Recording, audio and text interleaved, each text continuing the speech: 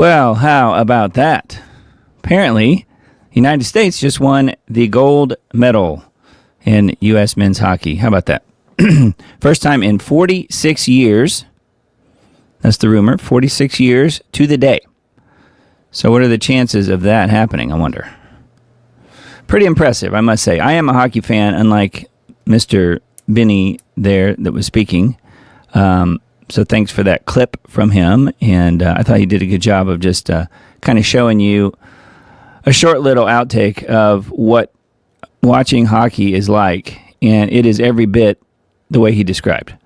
So it is a sport that, it's not for everybody. I've been a fan for quite some time, many years at this point, watching the local NHL team, the Nashville Predators. Been a fan, go to the games when I can, and really enjoy it. So getting to see some of those guys on the big stage is really, really cool.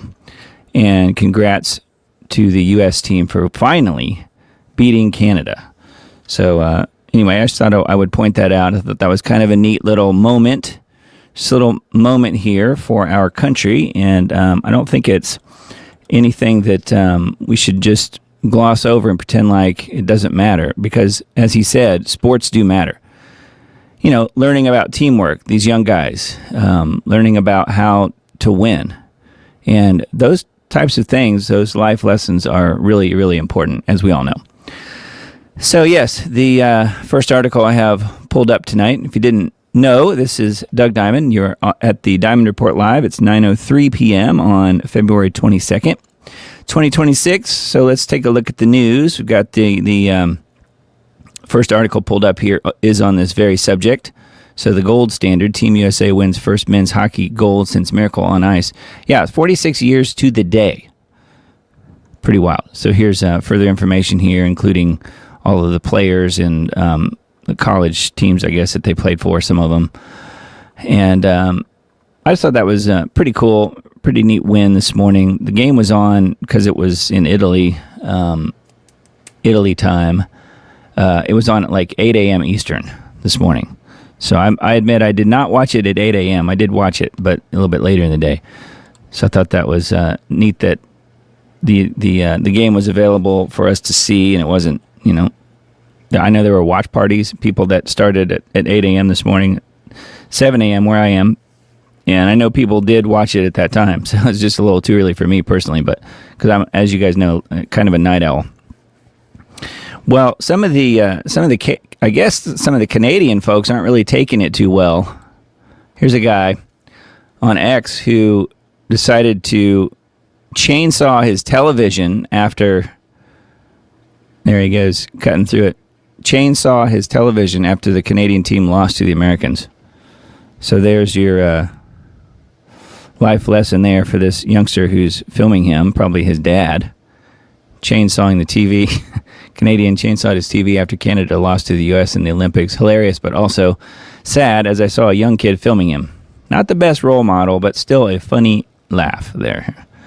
Yeah, and speaking of funny laughs, the old wonderful, and I'm saying that, of course, very much jokingly, director of the FBI, Kash Patel, had to worm his way into this whole thing.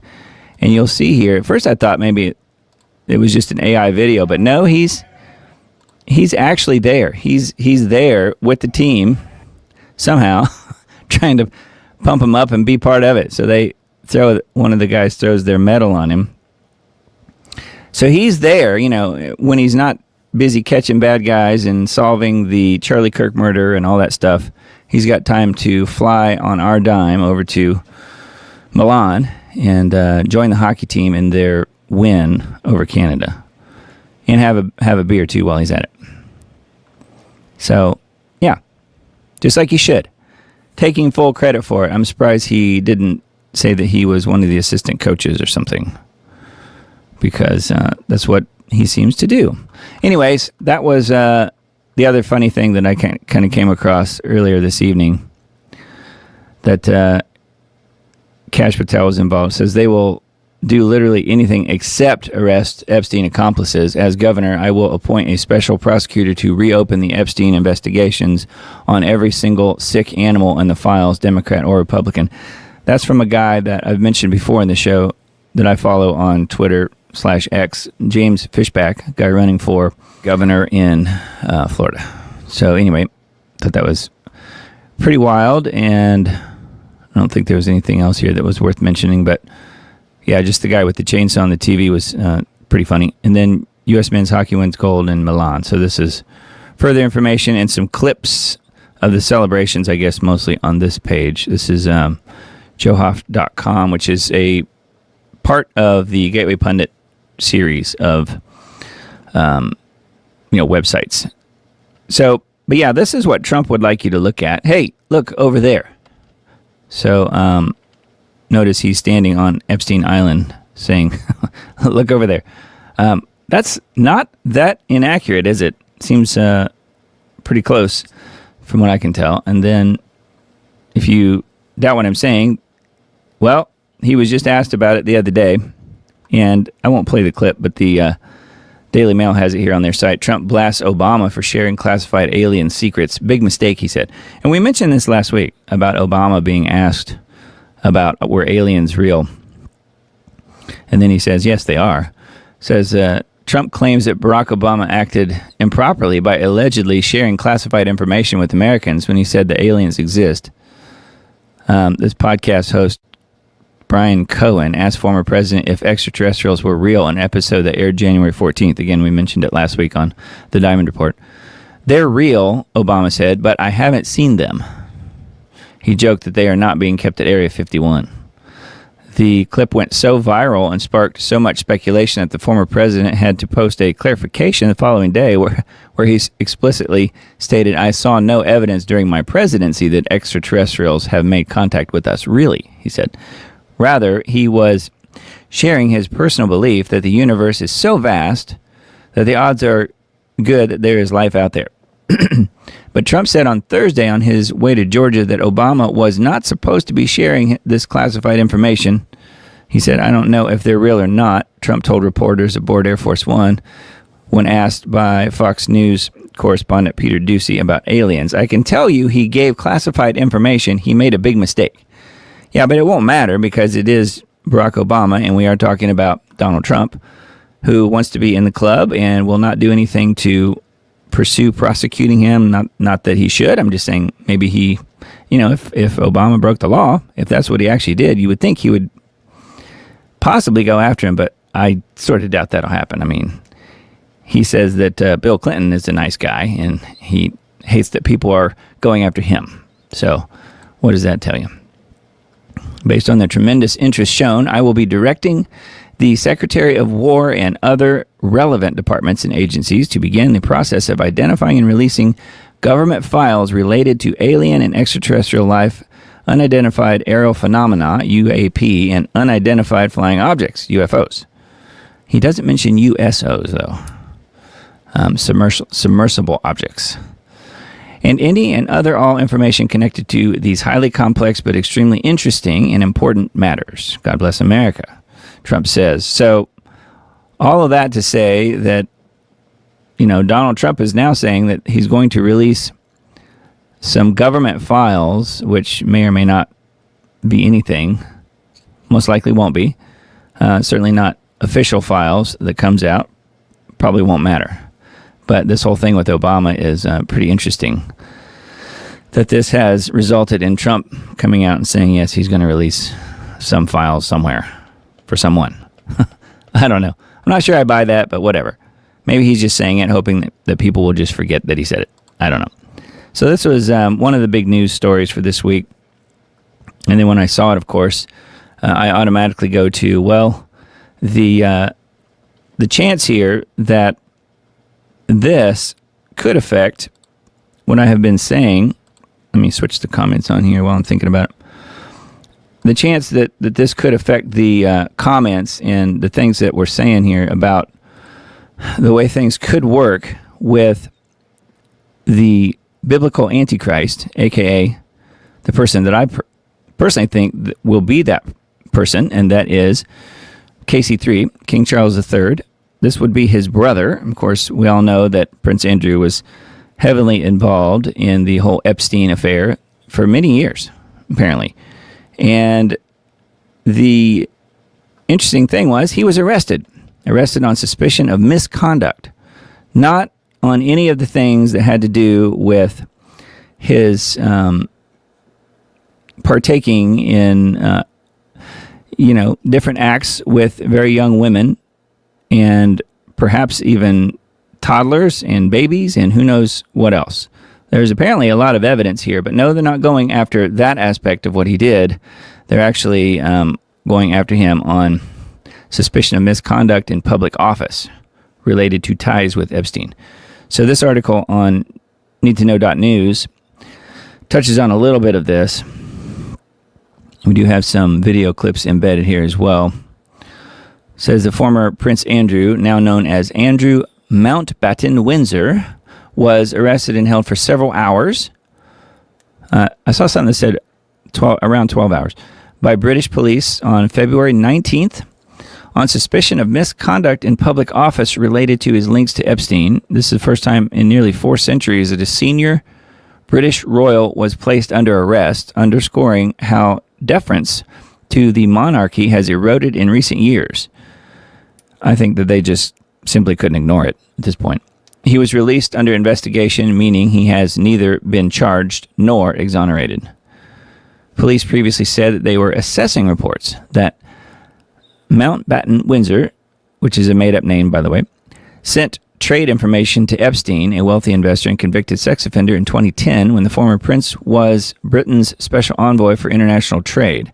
An investigation was opened on the case following the document dropped by the U.S. Department of Justice last month. So we do have a video on this. I'm not going to play it quite this early in the show, but I will play it in a little bit, just as at a point where I can take a short break. But it is interesting to see how this is possibly going to affect King Charles III and the royals, which are actually Germans, not English at all.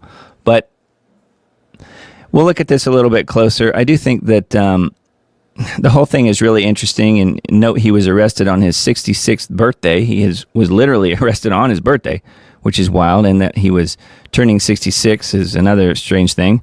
So I came across this and wanted to mention this more or less up front. It says, Andrew Mountbatten Windsor arrested. King Charles says the law must take its course as the ex-prince was taken into custody.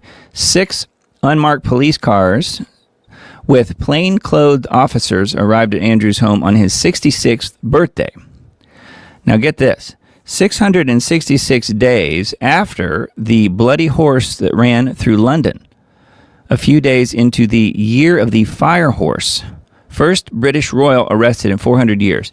Andrew Mountbatten Windsor released under investigation after arrest. So, you remember this? You remember this story? April 24, 2024. So all those 6s, you have 4 6s here and 4 6s here.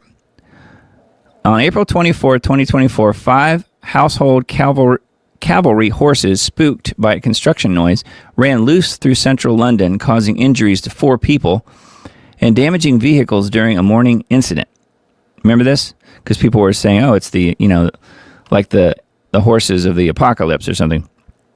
The riderless horses, named, I guess, Vita and Quaker, being the most injured, were recovered quickly by the police and later recovered, with most returning to service. So this one had cut himself. He was running with, while he was bleeding. That's why he's got red all over him. That's not paint. That's actually blood. So that happened. See, here's the way the date breaks down. From Wednesday, April 24th, 2024, when this happened, to Thursday, February 19th, 2026, when Prince Andrew was arrested, is 666 days. What are the chances of that? And note, King Charles III has been proven over and over again that Charles, Prince of Wales, adds up to 666 in Hebrew and in English. I didn't pull it up, but let me do that real quick. I've got that link right here. In case you don't believe what I'm saying, let's see here. The gematria for 666 is right here. And something we've talked about many, many times. But it is odd. And I think just further confirmation here that 666 days from when the horses of the apocalypse rode right around London to when Charles's own brother was arrested. And you have Prince Charles of Wales, or Charles Prince of Wales, equaling 666 in English and also in Hebrew. And here's the key. This is right out of Tim Cohen's book, which is called, what is it? The Cup of Tea, whatever it is. I don't have it right in front of me. But anyway, Tim Cohen had done the research here.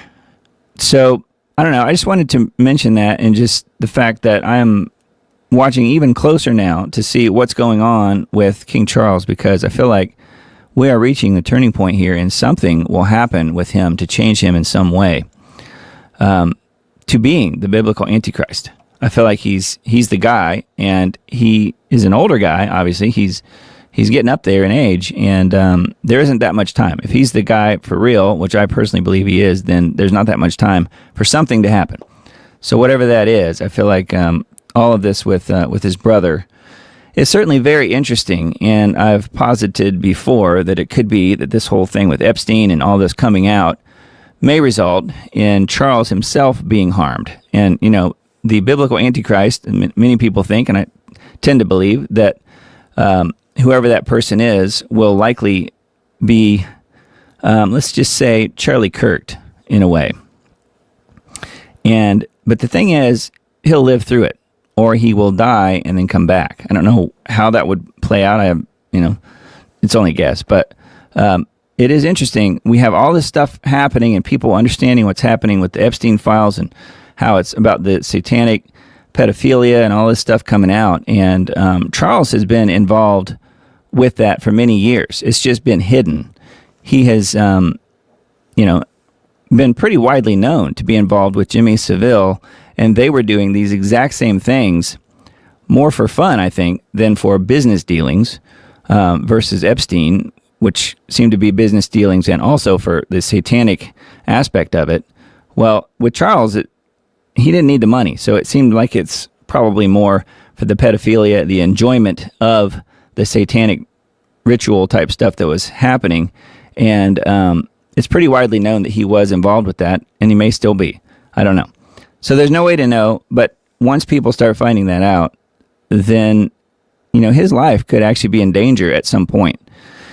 So it's just a guess as to how that might play out, but it is very interesting, I think, in this whole thing with his brother, and then, Charles taking the high road, saying that it must play out through the courts and the law must prevail here, I think is really interesting. He's trying to take the high road and say that no one's above the law and so forth, but clearly they are all above the law.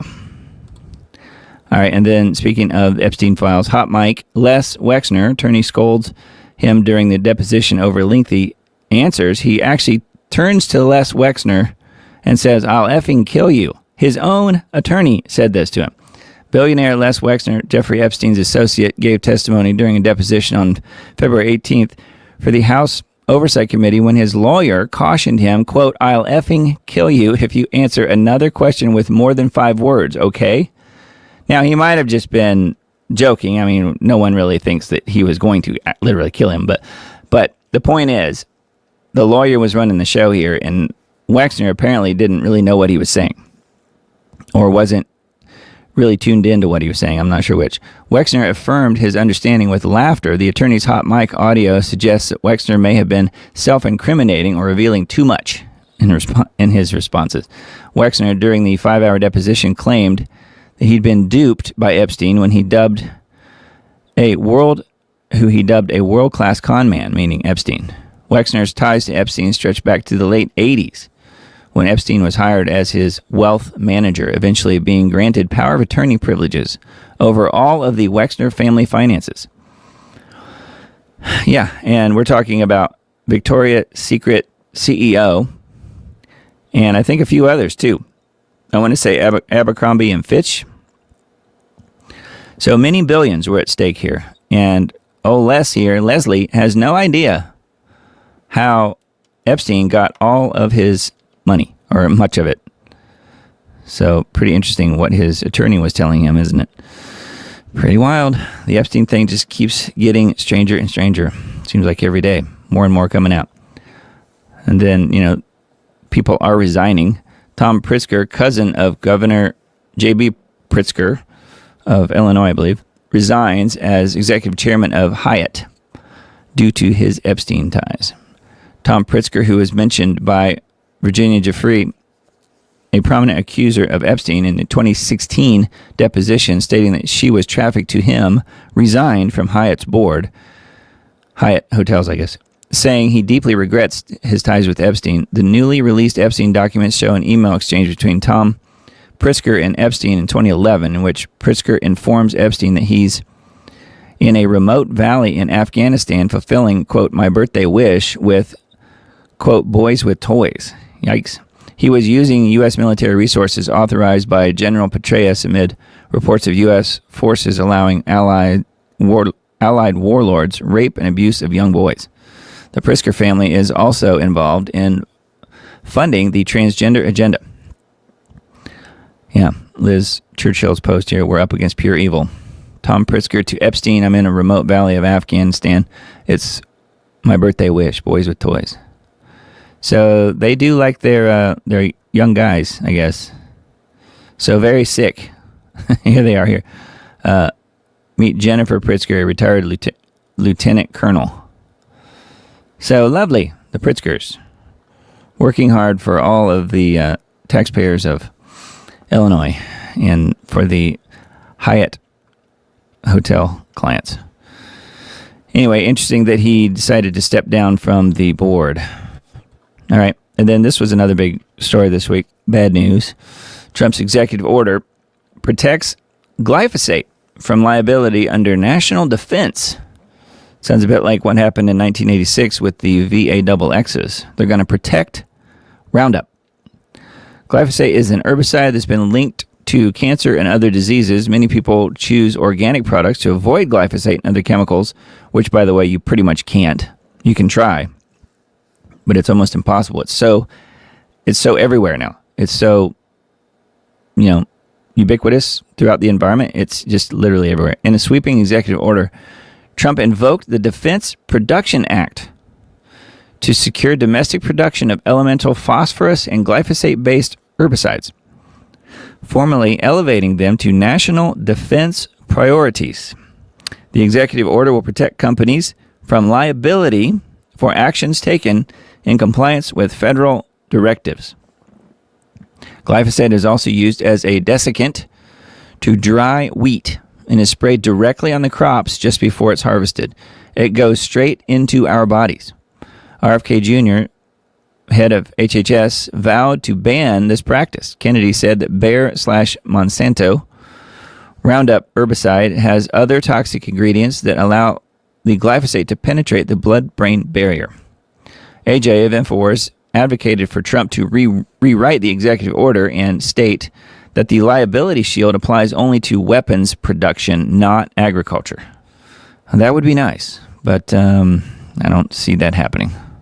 Once again, Trump coming down on the side of big pharma and big chemical in favor of monetary impact versus human health impact.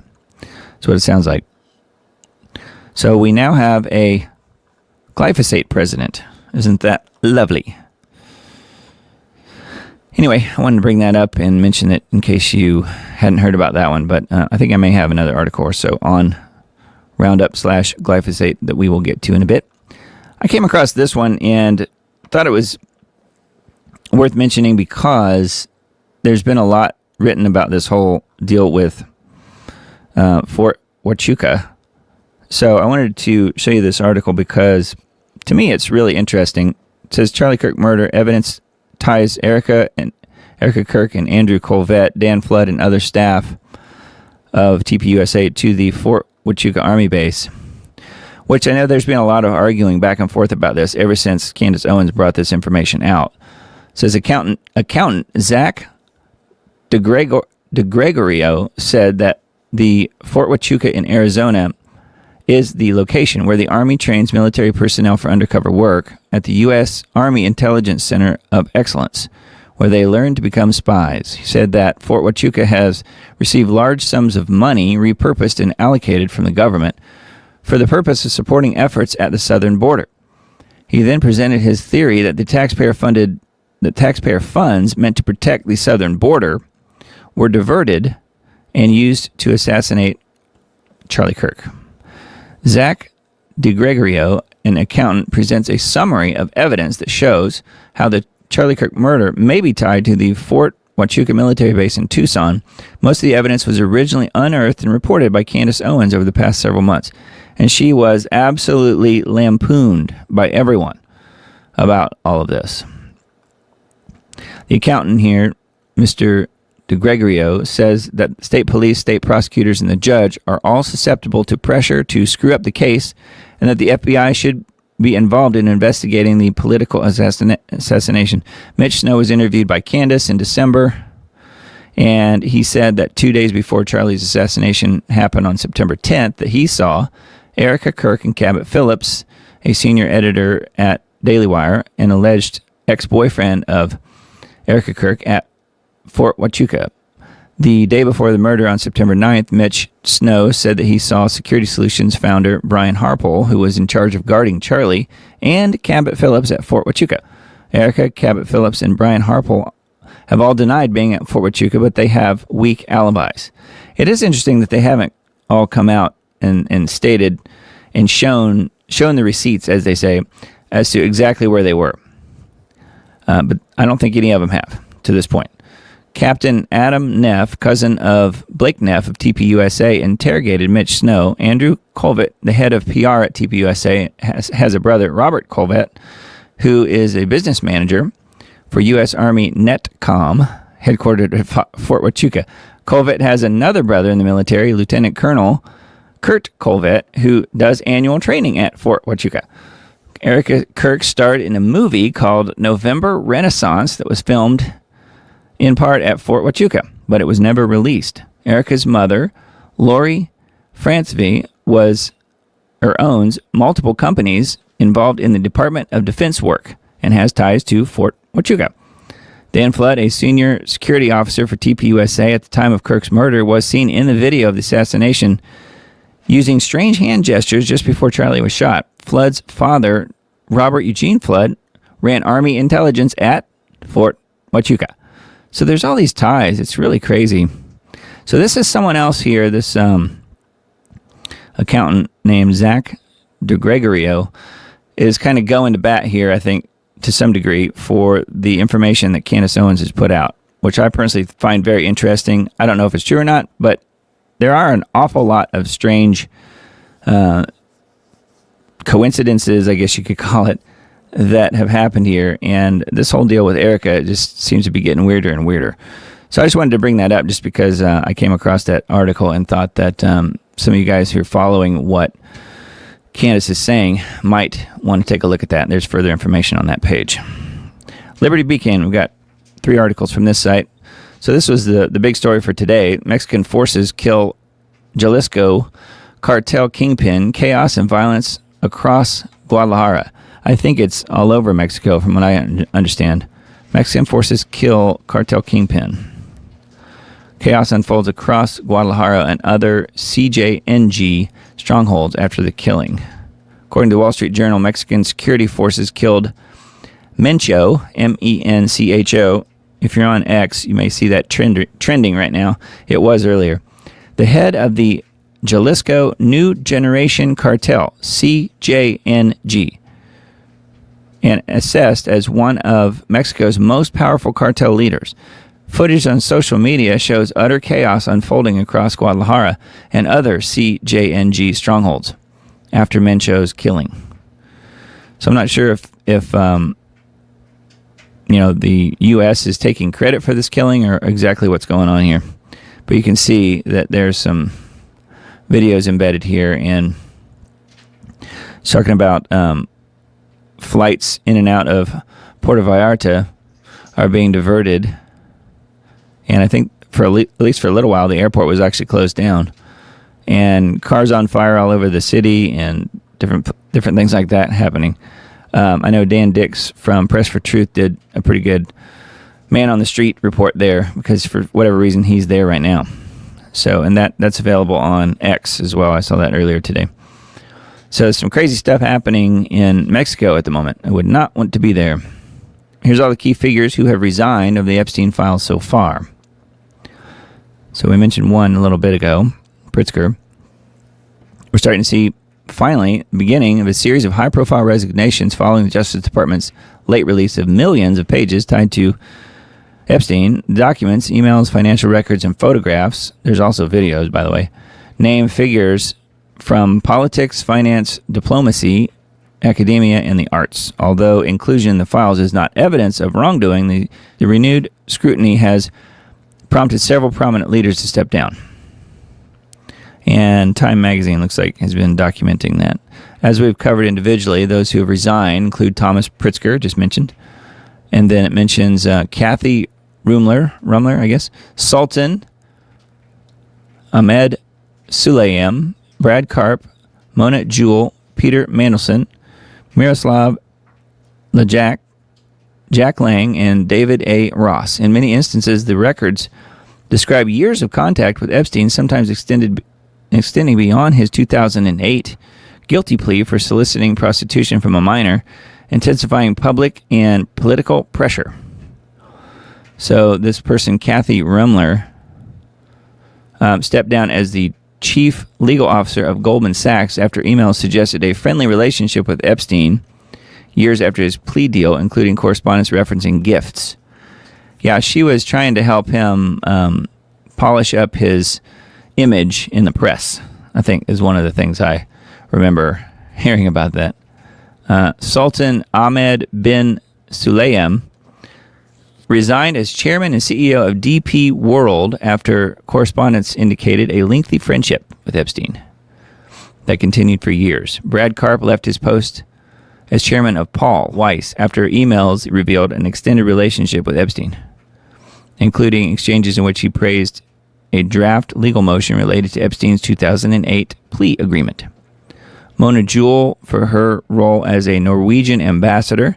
So you can see the people all over the world have been stepping down here. Not that many in the U.S., though. It looks like other places. Anyway, others mentioned here as well. So pretty wild. Continue to see the fallout from the Epstein files.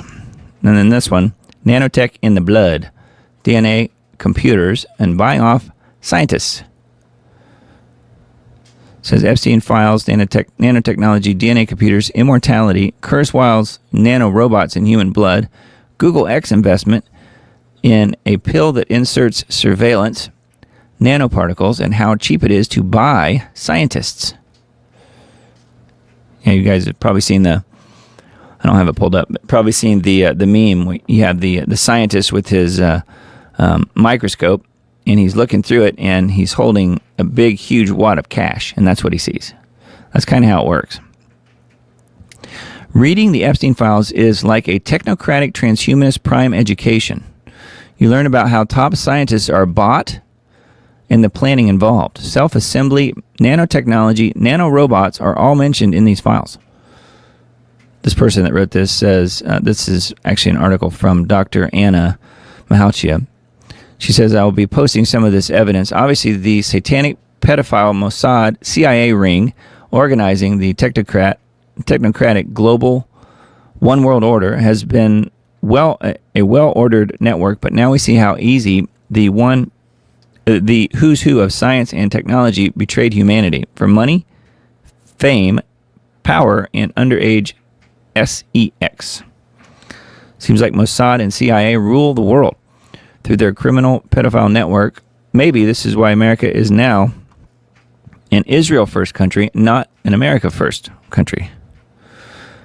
Yeah, no kidding.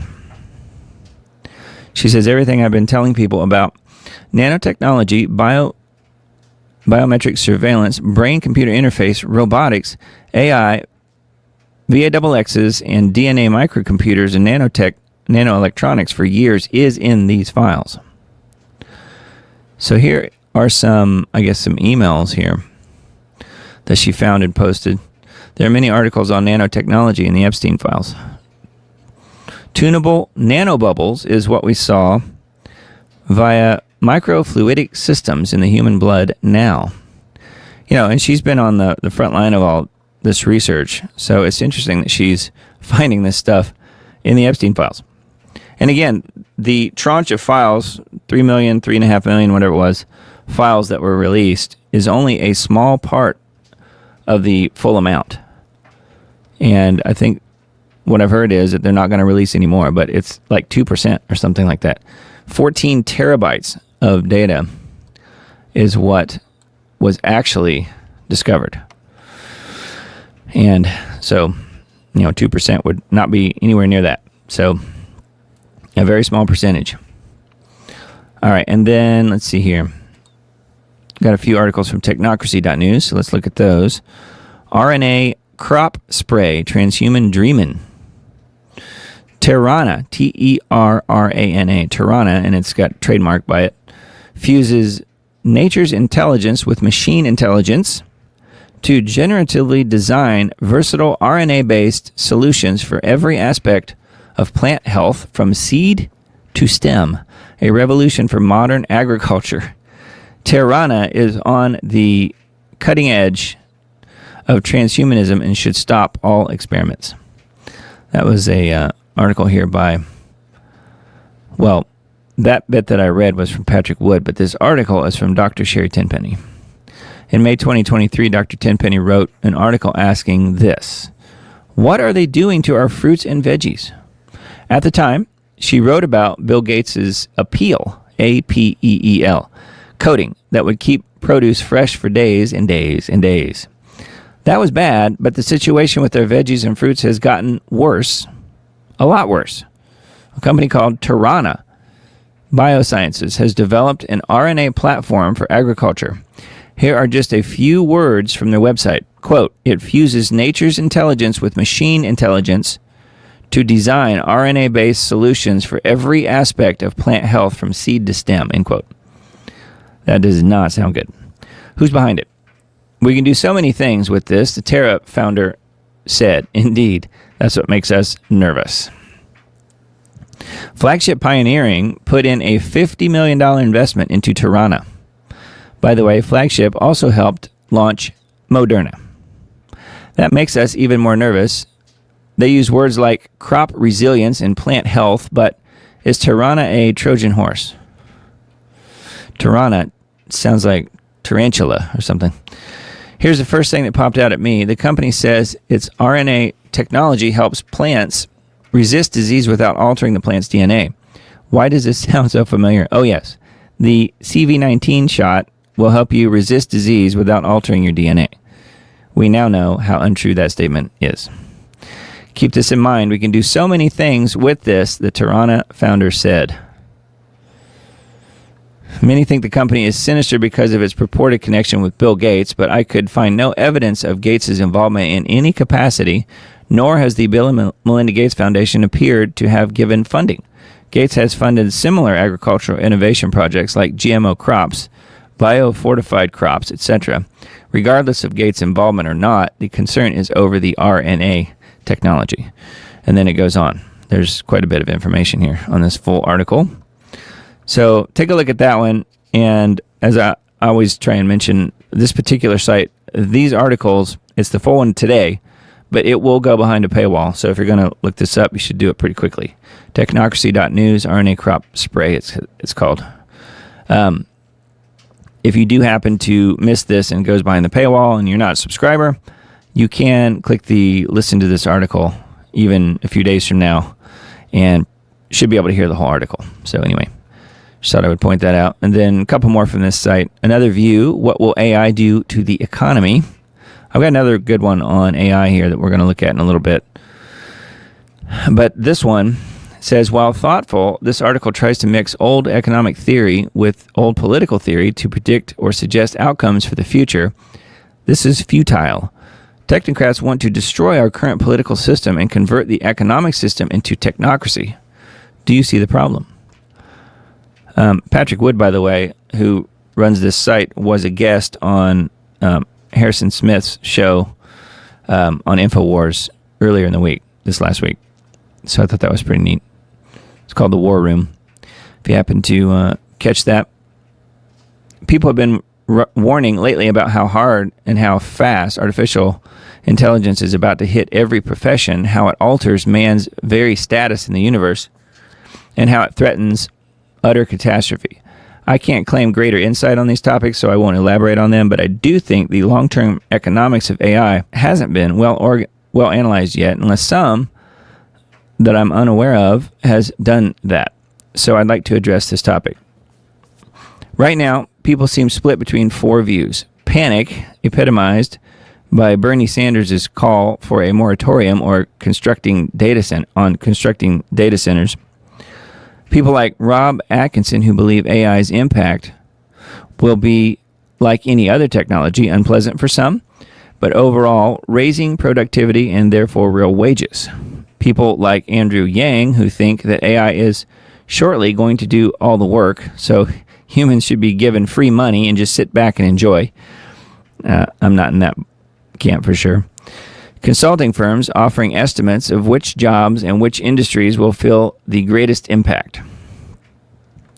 So anyway, further information on this article goes down quite a ways on this page here. But we have one other article that I'll pull up in just a bit, and we'll talk about that a little bit closer because it does go into some of these details a little further. And then one more from technocracy.news. Epstein, what really matters isn't about sex. Jeffrey Epstein was an arch technocrat, master transhumanist, and a key player and strategist for the Trilateral Commission. Yeah, that's right. He was brought onto the Trilateral Commission around age 30 by Rockefeller himself.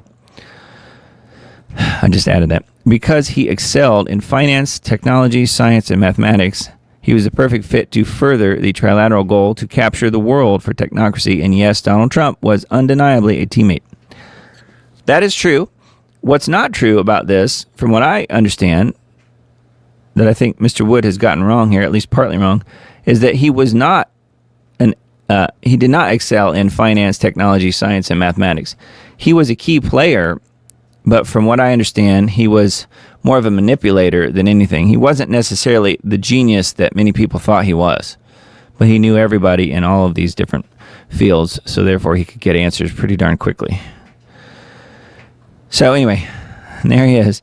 So this whole thing with Trump, everybody, at least on InfoWars and other places too, are saying, well, Trump's, his name's in the files, but he was innocent, wasn't involved with any of the girls and so forth and so on.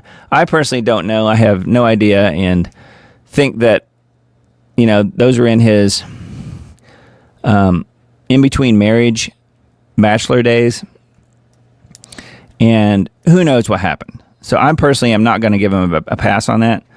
But the point is, he was a very rich guy, and he could have said no and never been involved with Epstein.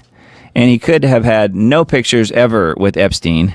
And we could be talking about that versus what we're talking about tonight and virtually all the time with the Epstein files, is that there's always a new picture with him and Epstein that turns up. Here's another one. I had never seen this photo before. But this is not fake. This is a real photo. So the point is here, he could have said no and stayed away from Epstein, but he did not. I was looking to see if there's any more pictures, but there's a lot of data here. Some emails embedded, and it just goes on and on and on. So, yep, Trump was involved, and his point lately, it seems like, is, well, he was not in the Epstein files to any degree that really matters. So therefore, because he's vindicated, that means we should just drop the whole thing and just forget about it. But that is not what the American people want. We want people arrested. We want people, removed from power. And that's not happening. And it's his Justice Department who is explicitly making sure that that doesn't happen. And some people are saying, well, it's because, the stock market will collapse if all these people are arrested and dealt with. Well, so what? Let it collapse. Let the system collapse if that's what needs to happen. To get these satanic pedophiles out of power, these unelected bureaucrats who just literally run the world, to get them out of power, if the system needs to collapse, then let it collapse. That's what I say. Anyways, thought that was worth mentioning. And yes, more and more it just keeps coming out about it. So who knows to what degree he's involved, but clearly he was. Now, speaking of toxic friendships, this is more of the whole Epstein thing. You just can't get away from it because there's so many connections. And this Howard Lutnick person, who I've mentioned multiple times, is really quite the sleazeball here. Interesting scenario here. It says the most concise explanation of Lutnick's antics, placing him in prison for life, is a moderate position. This guy. What kind of demon lies about having limited contact with Epstein only for it to be revealed later that he took his wife, 4 kids, and nannies to Epstein's island? Howard Lutnick promoted the tariffs while his family bought the rights to the tariff refunds for pennies on the dollar. And now they'll make out like bandits while Americans are left getting the shaft. As Jeffrey Epstein, Lutnick's neighbor for 21 years, said, this is the way the JEWs make money, and made a fortune in the past 10 years selling short in shipping futures. Let the Goyim deal in the real world, is what was said. So it says a former bond trader who amassed billions on Wall Street, Mr. Lutnick has become one of the loudest salesmen for tariffs in an administration generally unified on their benefits. He has publicly echoed the president's message that big tariffs are needed to revive American industry, and that if companies don't like them, they should build factories in the United States. Which, I understand that on the surface. However, as this says right here, his sons, this says his family, but his sons bought the rights to the tariff refunds for pennies on the dollar. And of course, now we've learned that that SCOTUS, Supreme Court, has basically voted down this idea of tariffs. And, whether or not these sons of Howard Lutnick make out like bandits like this says, I don't know.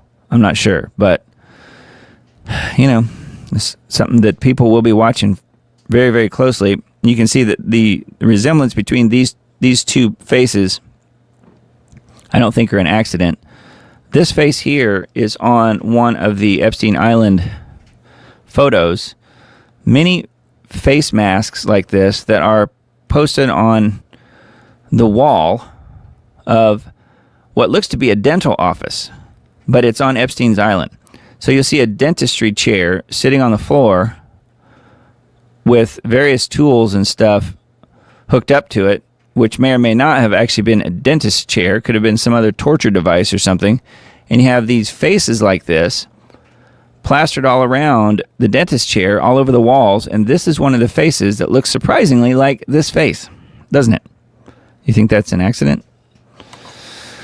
Yeah, me neither. Headline USA. Thought this one was interesting too. Instagram suspends AIPAC watchdog account with 137,000 followers. Instagram cites trademark violations without specifying what content triggered the removal action. I can tell you what content it was. Being anti-Israel, that's what did it. Instagram removed the Track AIPAC watchdog account from its platform over alleged intellectual property and trademark violations, according to Middle East Monitor, placing the project at risk of permanent deletion if an appeal fails within a 180-day window. Founded in 2024, Track AIPAC built its reputation as a transparency resource documenting financial contributions, political endorsements, and electoral influence exercised by AIPAC, the American Israel Public Affairs Committee. The project compiles Federal Election Commission records on pro-Israel political expenditures, identifies which congressional representatives receive the greatest lobby support, and actively backs challengers running against AIPAC-funded incumbents. The account grew to 137,000 followers by serving voters and activists working to establish AIPAC financial backing as a political liability rather than an asset for candidates seeking office. Per the Middle East Monitor, Track AIPAC publicly announced the removal, stating the platform cited trademark violations while offering no specific explanation, identifying what content triggered enforcement action. Yeah, it's because it was anti-AIPAC, anti-JEW. That's what did it. Anti-Semitic. The organization committed to challenging the decision through formal appeals channel while directing supporters towards its website and its X account. The timing coincides with a period of significant turbulence for AIPAC's political standing. The lobby's historically unassailable reputation has eroded substantially since Israel's military operations in Gaza intensified, with Democrat candidates and voters increasingly treating AIPAC endorsements and donations as electoral burdens rather than advantages. Consequences of this shift has become tangible across America electoral and legislative politics.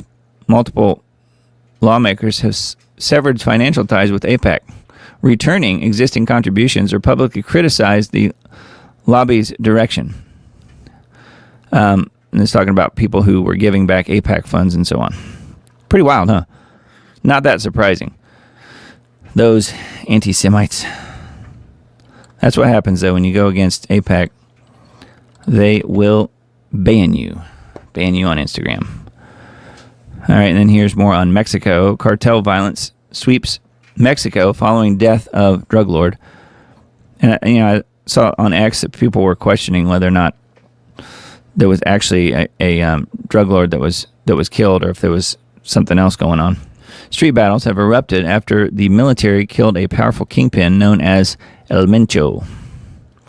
Battles between cartels and security officials have broken out in multiple cities across Mexico after a top drug kingpin was killed by the military. On Sunday, Mexico's Secretariat of National Defense announced that its special forces killed Nemesio Cervantes, also known as El Mencho, the head of the Jalisco New Generation Cartel. He died from his wounds as a result of a military operation to capture him in Tepalpa. So anyway, there's more videos embedded here. Graphic videos from the scene show wounded security officials and destroyed patrol vehicles, as well as bodies lying on the ground. Over here, I guess. Footage inside the Guadalajara airport, Mexico's third largest, shows people running in fear as gunshots go off in the distance. Another video shows armed men in body armor pulling up to a gas station and setting it ablaze. So, welcome to Mexico, I guess. That's too bad. Anyways, not sure when it will happen, but I'm sure at some point pretty soon the Democrats are going to blame Trump for that, which I don't know if he was involved or not. I'm just saying, seems like that's what will happen next. Satanic, quote unquote, Putin aid on ex-Prince Andrew and his liberal West friends. The comment follows an anonymous allegation in the recently released Epstein files claiming the prince took part in torturing a 6-year-old. So more and more stuff keeps coming out about what Andrew was involved in here. Kirill Dmitriev, an aide to Putin, has called ex-UK Prince Andrew satanic, quote-unquote, along with his liberal Western friends, citing newly released Epstein files containing an anonymous allegation that the former royal took part in torturing a child. Yeah, and we're going to watch a video here in just a little bit. I'm going to wait and play it a little closer to the end of the show because it's pretty bad. I don't want YouTube or whomever to take this live stream down, so we'll probably wait on the video for just a bit. But it does get into it, and it's just really terrible. Andrew Mountbatten Windsor, the younger brother of King Charles III, was stripped of his royal titles last year over his ties to the late sex offender. The scandal intensified this month after U.S. State Department released the financial tranche of Epstein files, more than 3 million documents. Looking to see. It says a witness alleges that on one occasion they were struck by a car driven by Prince Andrew. On another, Epstein associate Ghislaine Maxwell, now serving 20 years, allegedly tied them to a table and tortured with electrical shocks while men, including the former prince, watched. So lovely, huh? Prince Andrew and his satanic liberal West friends torturing a 6-year-old. Nothing would surprise me at this point, I must say. Oh yeah, this just happened today too. U.S. Secret Service kills armed man at Trump's estate. Intruder entered Mar-a-Lago inner perimeter while carrying a shotgun and a gas can. Yeah, that's not going to get you too far, is it? U.S. Secret Service has said that it shot and killed an armed man who entered Trump's Mar-a-Lago estate. The intruder was carrying a shotgun and gas can. It occurred around 1:30 a.m. this morning. The intruder, described as a white male in his early 20s, entered the estate's secure perimeter. He was confronted by Secret Service agents and a Palm Beach County Sheriff's deputy. Shots were fired by law enforcement during the encounter. Intruder was pronounced dead at the scene. No security officials were injured. Trump and his wife Melania were not at the estate at the time of the incident. So, I'm not exactly sure what he was trying to accomplish, but clearly he did not know what he was doing. The intruder was identified as Austin Tucker Martin, 21, from North Carolina. Fox News reported, citing an anonymous source not yet authorized to publicly discuss the investigation. So there you go. You heard it here first. They always have their full name here. Austin Tucker Martin, 21. So anyway, investigators believe he left North Carolina and headed south, picking up a shotgun along the way. They recovered the box for the weapon from his vehicle. So he drove all the way from North Carolina down to Mar-a-Lago, I guess. So, yet again, somebody thinking they're trying to take out Trump. I don't think that's going to... If it happens, it's not going to be somebody like that does it. It will be state-sponsored, if you ask me. All right, did you know they found a new dinosaur? I guess they did. New dinosaur species unearthed in the Sahara. Fossils from Niger has revealed a 95 million year old predator with a striking head crest. Look at that thing. Scientists have identified a new species of Spinosaurus, in the Sahara Desert in Niger. The fossils show a fish-eating predator with a dramatic scimitar-shaped crest that lived about 95 million years ago. Look at that. The crest on his head right here. Well, clearly he's going to go hungry and die in the desert. He's looking for fish in the desert, so you're not going to get too far doing that. The discovery was detailed in the journal Science on Thursday. I'm looking to see when this actually happened, though. I think it was a while ago. It just takes them a while to publish the information on this. Because something I read said that they were doing right here. The professor led expeditions to Niger in 2019 and 2022 when the material for the report was collected. So I don't know when they actually found this, but I think it's interesting that they're finding new creatures. This find is so sudden and amazing, it was really emotional for our team, they said. The study states the new species is based on the dramatic extension and scimitar form of the cranial crest and other subtle features that differentiate it from its closest relative, the Spinosaurus aglapiatus or something, aglapiacus. So you can see how big it is compared to this guy here. Huge. Anyway, wanted to mention that new dinosaur unearthed in the Sahara. Yep. And then let's see what else we have. and a couple Leo Hohmann Substack pieces. War with Iran, potentially World War III, is knocking at the door. Are you ready? Trump's strategy seems to be to choke off oil supplies to China, a risky move that could lead to a broader regional war or even a world war if Russia, China, and North Korea enter on the side of Iran. I think they already have, because they're supplying technology and other things. Kind of proven point at this time. Things are getting ready to break loose in the Middle East, and this time it's going to be different than the typical American/Israeli-sponsored regime change operation. Jesus warned in the 24th chapter of Matthew that in the last days we would see nation rising against nation and kingdoms rising against kingdoms. In all the wars that America has been involved in post-World War II, there have been many cases of a nation rising against a nation. A kingdom rising against a kingdom is more rare and a much bigger deal. This signals a major regional war, possibly a world war. Why do I believe Iran War 2.0 has the potential to become one of those larger wars? For starters, we don't have the United Nations or a coalition of the willing on our side this time around, like we did in Iraq and Afghanistan. Secondly, neither Iraq nor Afghanistan had a ballistic missile arsenal, anything like what Iran has. It is large, accurate, and includes hypersonics, something the U.S. and Israelis have no defense against. Thirdly, those previous wars in Iraq and Afghanistan did not take place in a digital age where the targeted nation or an ally of theirs had cyber capabilities that could devastate American infrastructure. Iran does. And certainly China and Russia, who are friends with the Iranian regime, have that ability.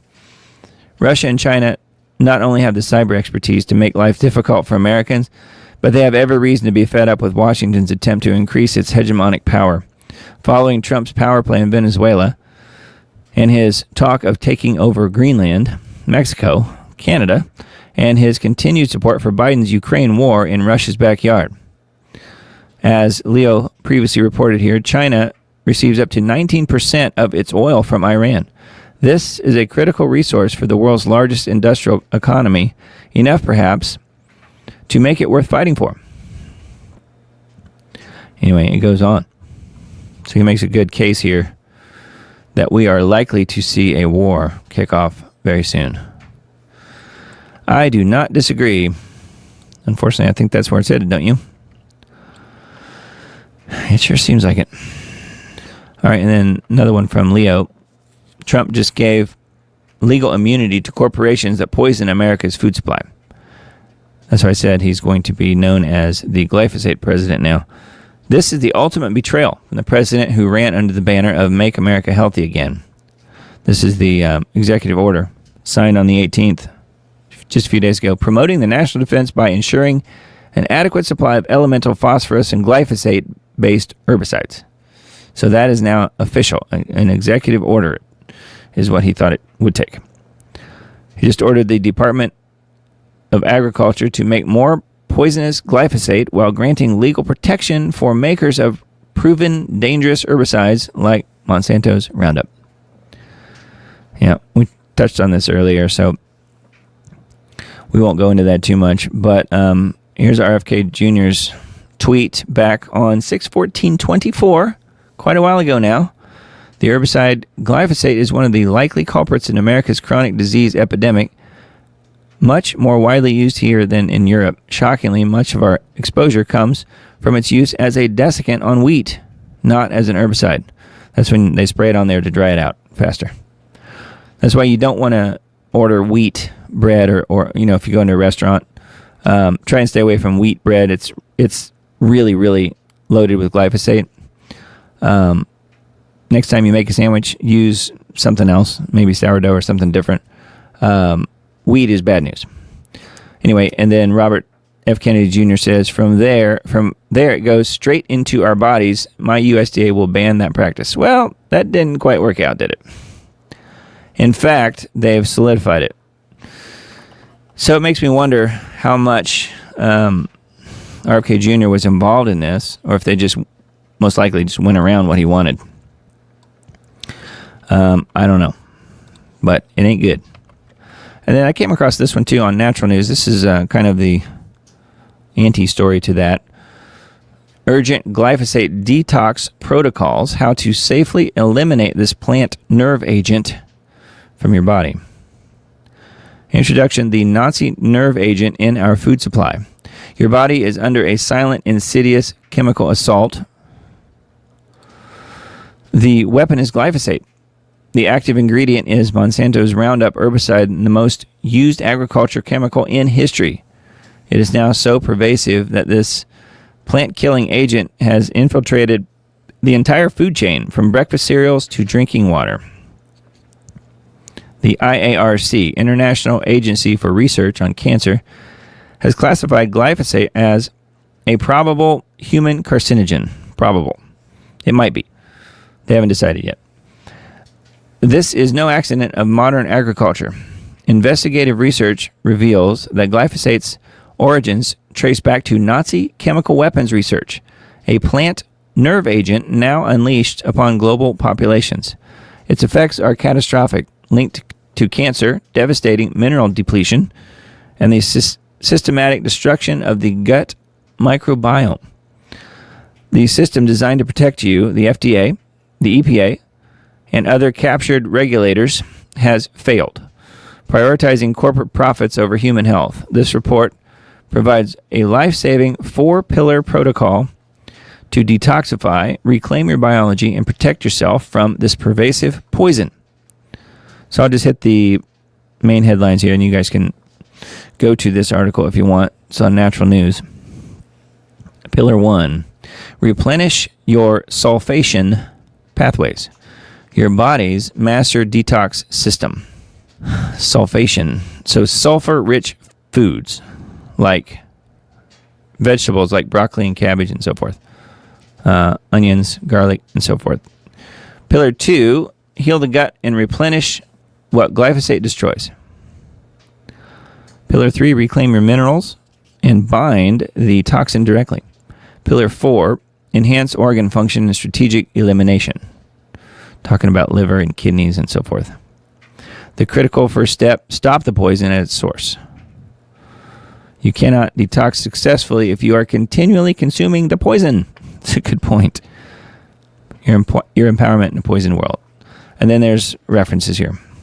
So lots of good stuff on this article, and maybe bookmark it, come back to it at some point. But I wanted to mention it because we're all being exposed to it. No matter how clean you try and eat, it's there. All right, and then Gateway Pundit articles. This is the kid, 21-year-old Mar-a-Lago intruder killed at Mar-a-Lago, identified, photo released. Austin Tucker Martin from North Carolina. Fatally shot after allegedly breaching the secure perimeter of Mar-a-Lago. He had a shotgun and a can of gas. Not sure what he was going to do, but this is Martin picture with his family. And here he is. Anyway, very sad. It's sad to see that, who knows what this guy was thinking, but perhaps he was listening to the mainstream media or probably social media and the extremists in those spaces. It's hard to say. How Trump can still impose tariffs after the Supreme Court ruling. So that is what I've been hearing, that even though the Supreme Court has struck him down, there is a kind of a narrow window of what they actually did strike down, from what I understand, and that he will continue and then actually change them in a certain way. So the latest episode of this podcast here tackled a question many conservatives are overlooking. A Supreme Court loss under one tariff statute does not equal the end of the broader tariff strategy.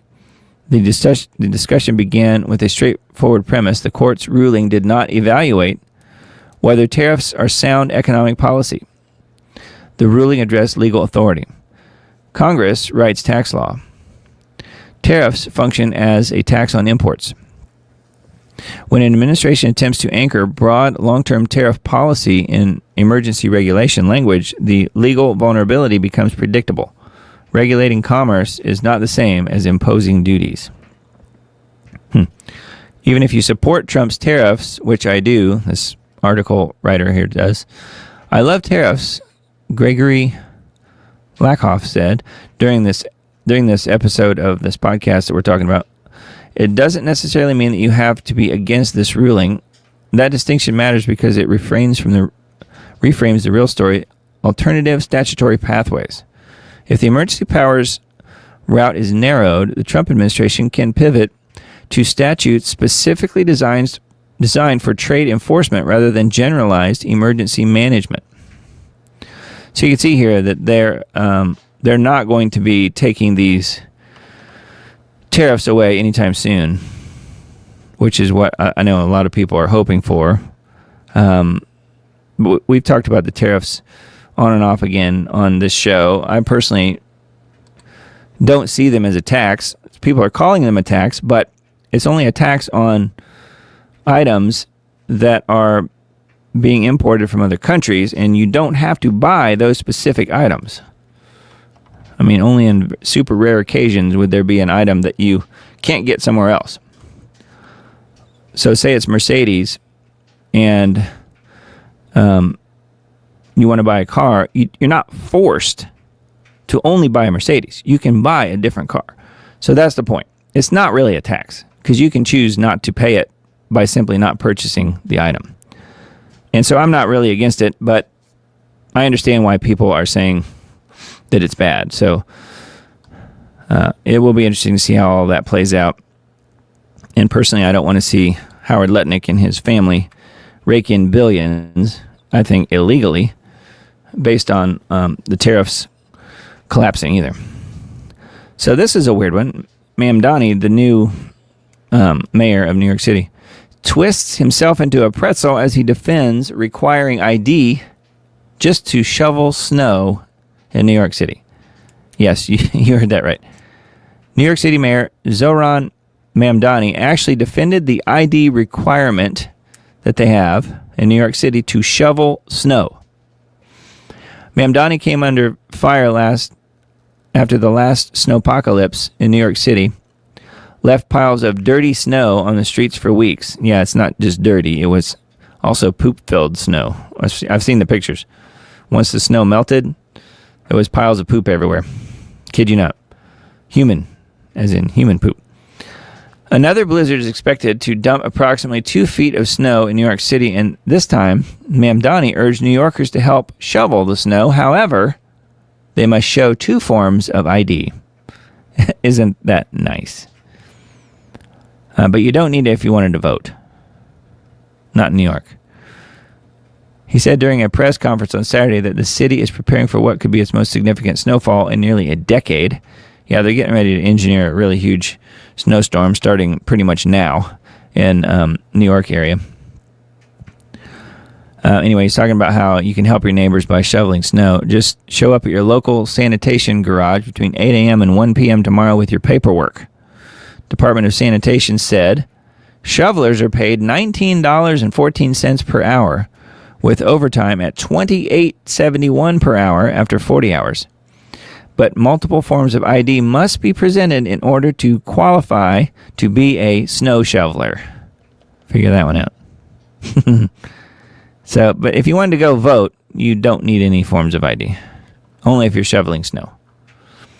So I guess that pretty much automatically means no women can shovel snow because they don't have IDs, and no black people can shovel snow because they don't have IDs, and nobody can figure out how to get IDs.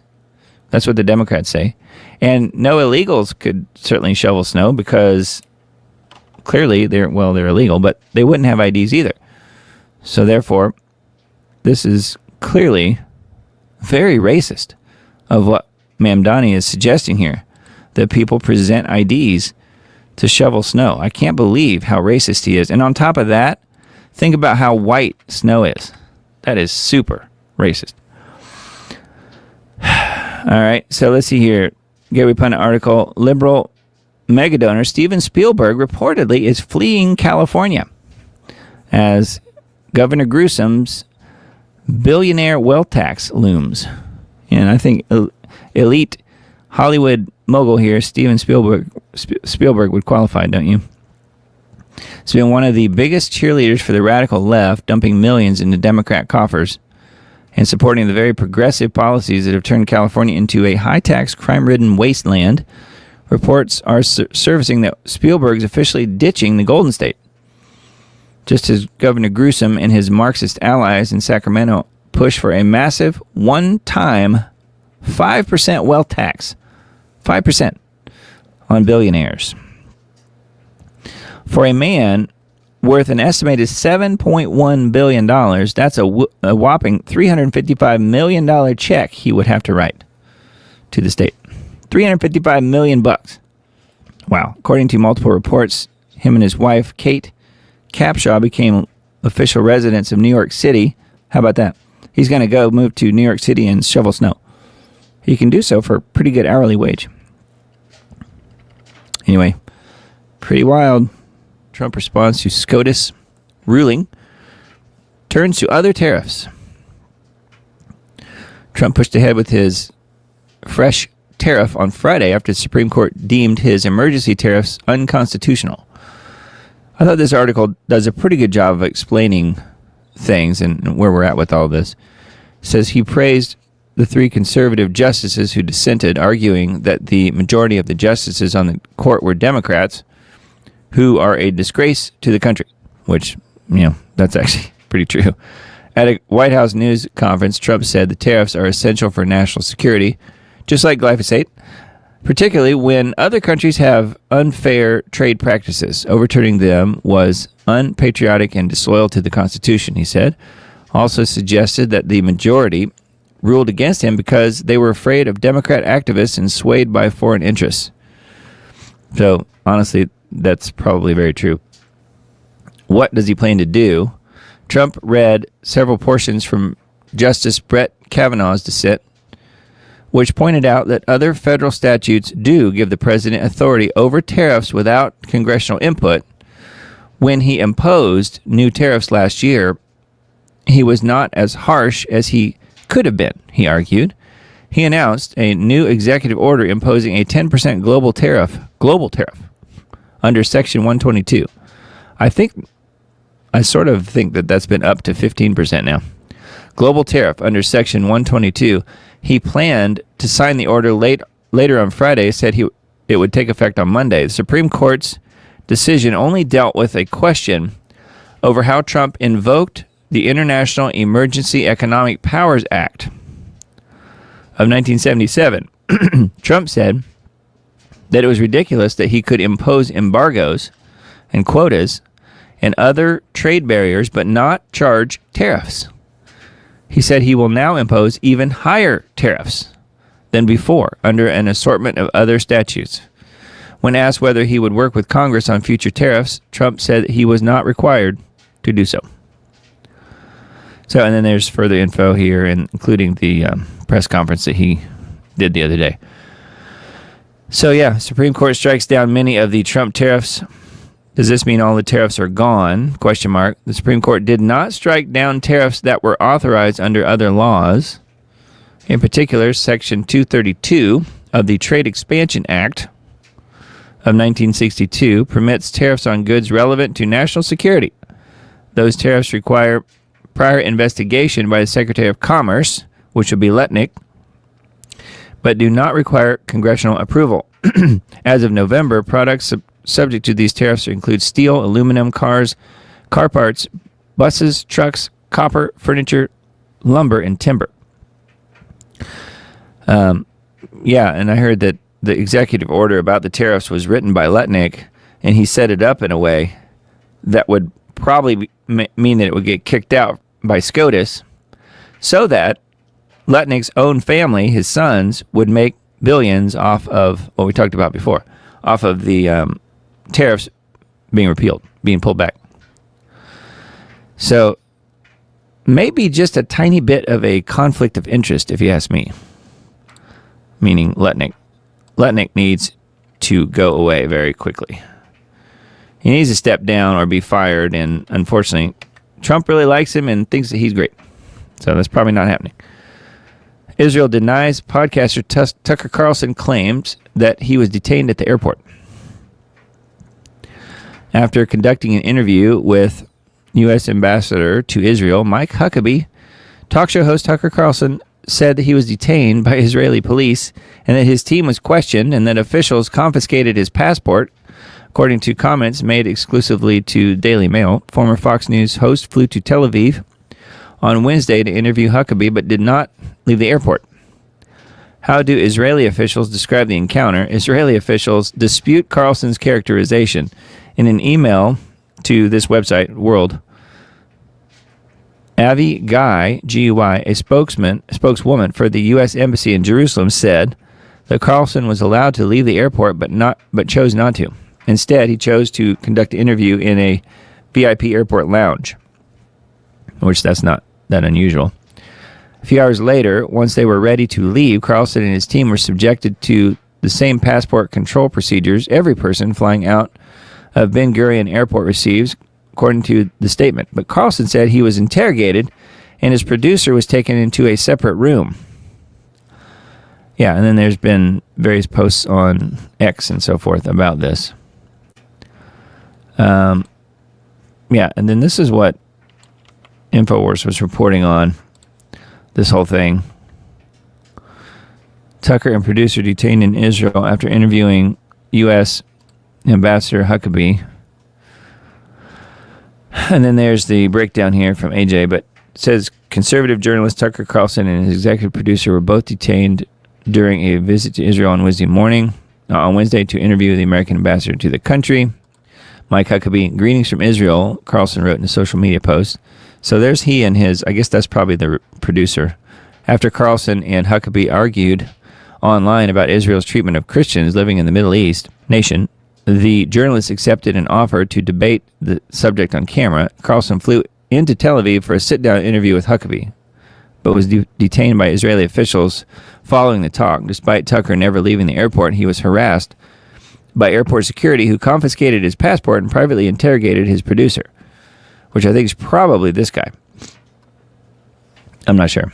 Men who identified themselves as airport security took our passports, hauled our executive producer into a side room, and demanded to know what we spoke to Ambassador Huckabee about.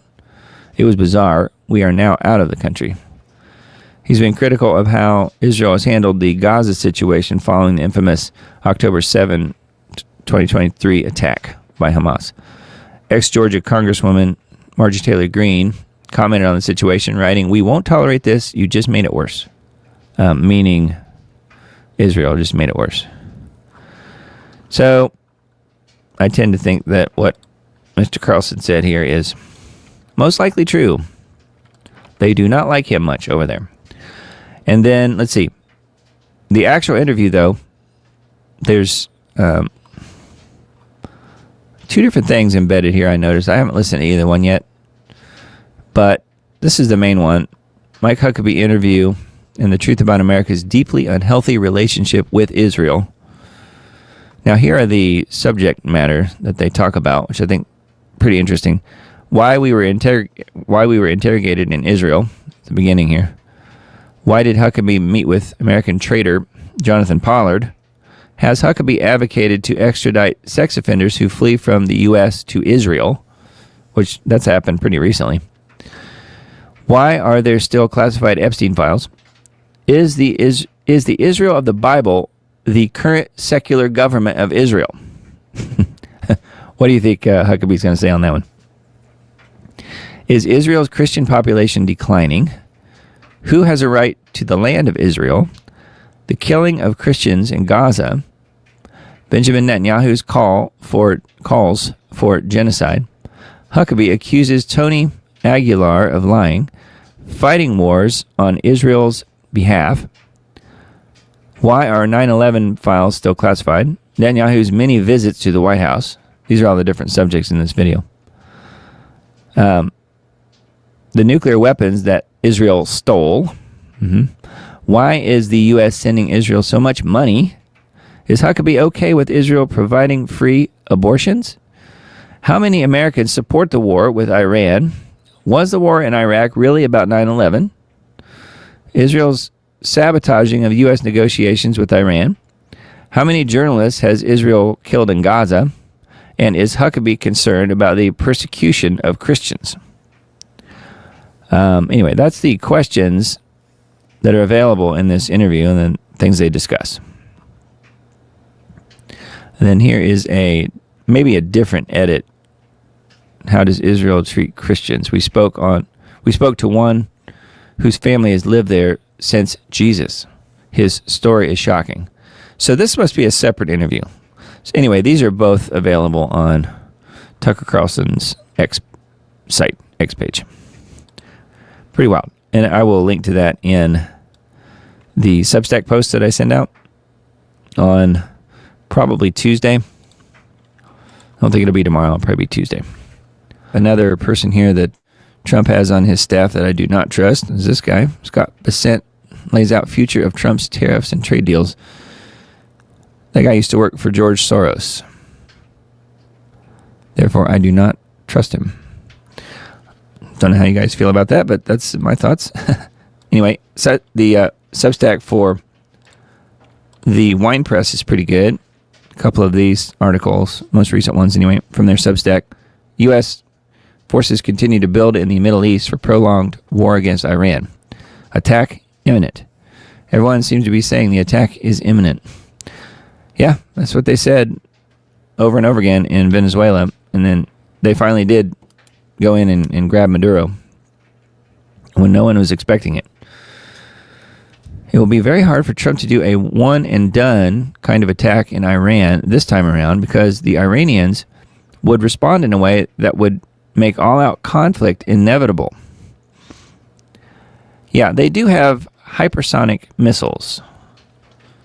So, because there is no defending against that, if they decided to use one of those said missiles against, say, an aircraft carrier and destroying the aircraft carrier, we would be looking at instant war.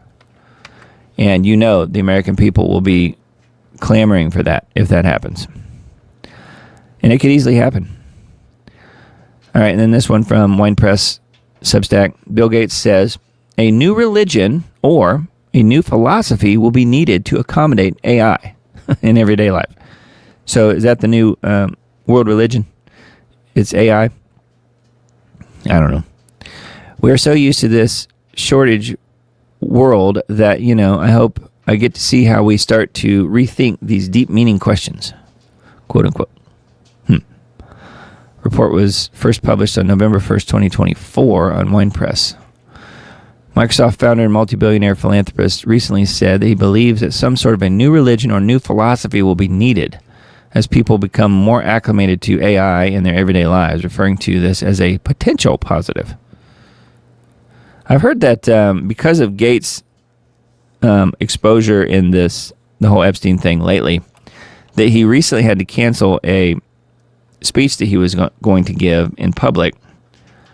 I'm not sure if that was a one-and-done type thing or if he indeed canceled that and will be canceling others. But apparently, he's becoming slightly embarrassed by his by the outing of some of his actions with Epstein. So I think that's good. Check this one out. French supermarket introduces vein palm reading tokenized payment system in European first. A payment system leveraging this form of authentication encrypts and tokenizes images of consumers' palm vein patterns, and their account information. And note, it is the right hand. Following report was published July 28th, 2024 on Wine Press. A payment system leveraging this form of authentication encrypts and tokenizes images of consumers' palm vein patterns and their account information, the fintech company said. French supermarket Carrefour, Carrefour, Carrefour has introduced a new biometric payment system that analyzes the unique vein patterns in customers' hands to make a secure transaction, reportedly the first of its kind in Europe.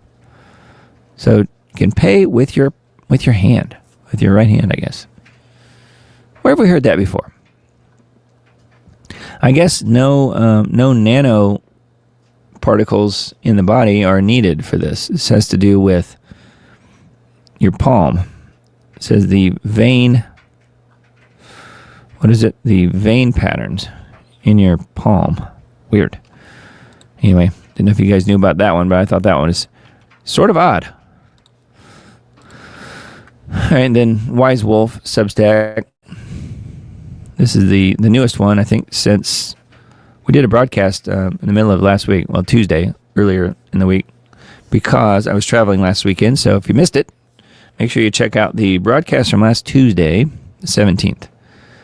So it says, is our world ruled by a satanic death cult? Everything I warned people about is now showing up in mainstream reporting. The only difference is they get credibility and I got a destroyed reputation and a drinking problem. This guy says, wow, that's not good. Wise Wolf Substack. Yeah. If you grew up in the 80s, you remember a time when American parents would go absolutely nuclear over anything, even remotely occult adjacent. You could not play Dungeons and Dragons without your mother calling every woman in the church prayer chain.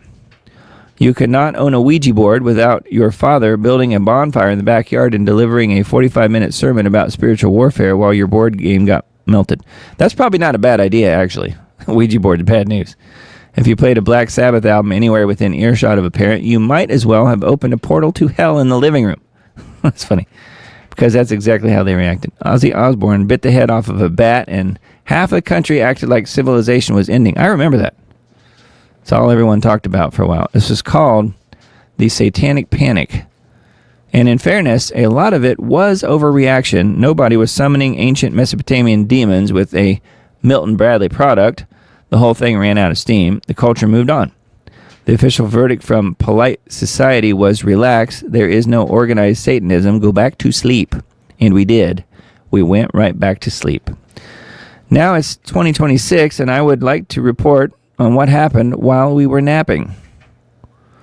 Super Bowl halftime show, which 120 million people watch, including small children who just want to eat nachos and have done nothing to deserve this, has become an annual ritual. Every single year, there are robed figures and floating eyeballs and fire ceremonies and choreography that look like it was staged by someone who read way too much Aleister Crowley in college and never moved on from it. Giant all-seeing eyes on the stage, dancers in formations that match occult geometry, if you bother to look it up, which nobody does, because the nachos are really good and the commercials are coming back on. The same generation of parents who, in 1986, would have physically thrown their television out a second-story window rather than let their kids see a pentagram on an album cover, now watch this with their families and post about how amazing it was. Your mother would have called a priest. You gave it a standing ovation in your living room. That was the peak of parental concern, a guy biting a bat.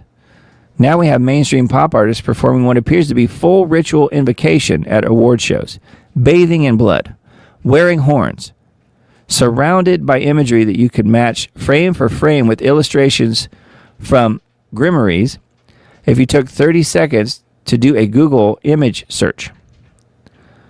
And the cultural response is, quote, she's expressing herself.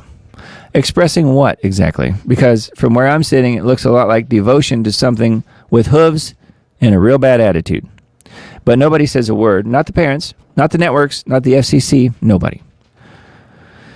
And it goes on. I won't read all this, but it's a good point.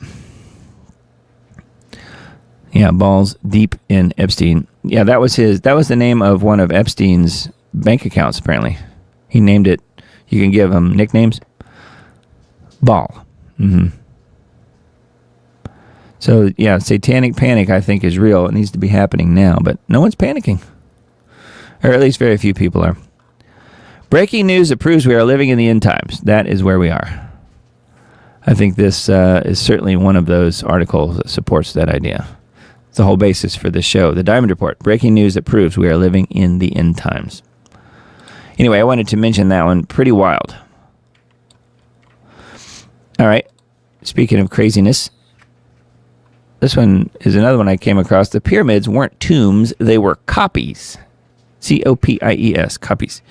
The Bible maps the shape of the universe. Lucifer remembered it. The Egyptians built it. NASA still can't find it. So this was a kind of an interesting piece here. This is, again, a different Substack from a person called Biblical Man. Biblical Man. Everybody argues about who built the pyramids: aliens, slaves, advanced civilizations, ancient astronaut theorists. The History Channel runs a loop on it. Nobody asked the right question. They weren't asking who. They should have been asking what. What were the pyramids copying? The shape nobody told you about. Open your Bible, not a commentary, not a podcast, the book.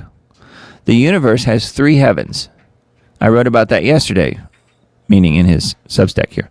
Atmosphere, space, throne room. Frozen sea between the second and third. But here's what I didn't tell you. The universe isn't a sphere. It's a mountain. Mount Zion. And then here's a Hebrews 12:22 scripture piece here.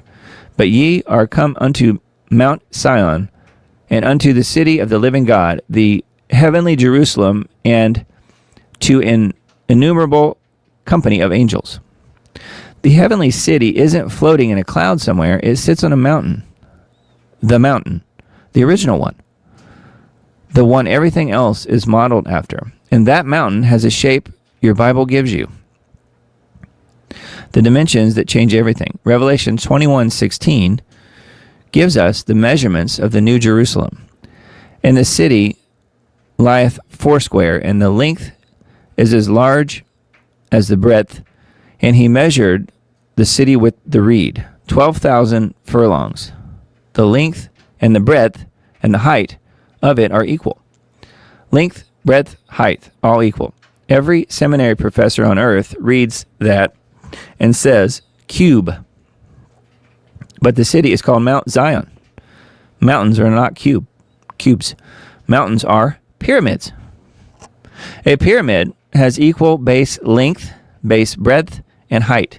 Same dimensions, same verse. Different shape, because the name tells you the shape. It's a mount, and it always has been. And God sits at the top. Beautiful for situation. The joy of the whole earth is Mount Zion.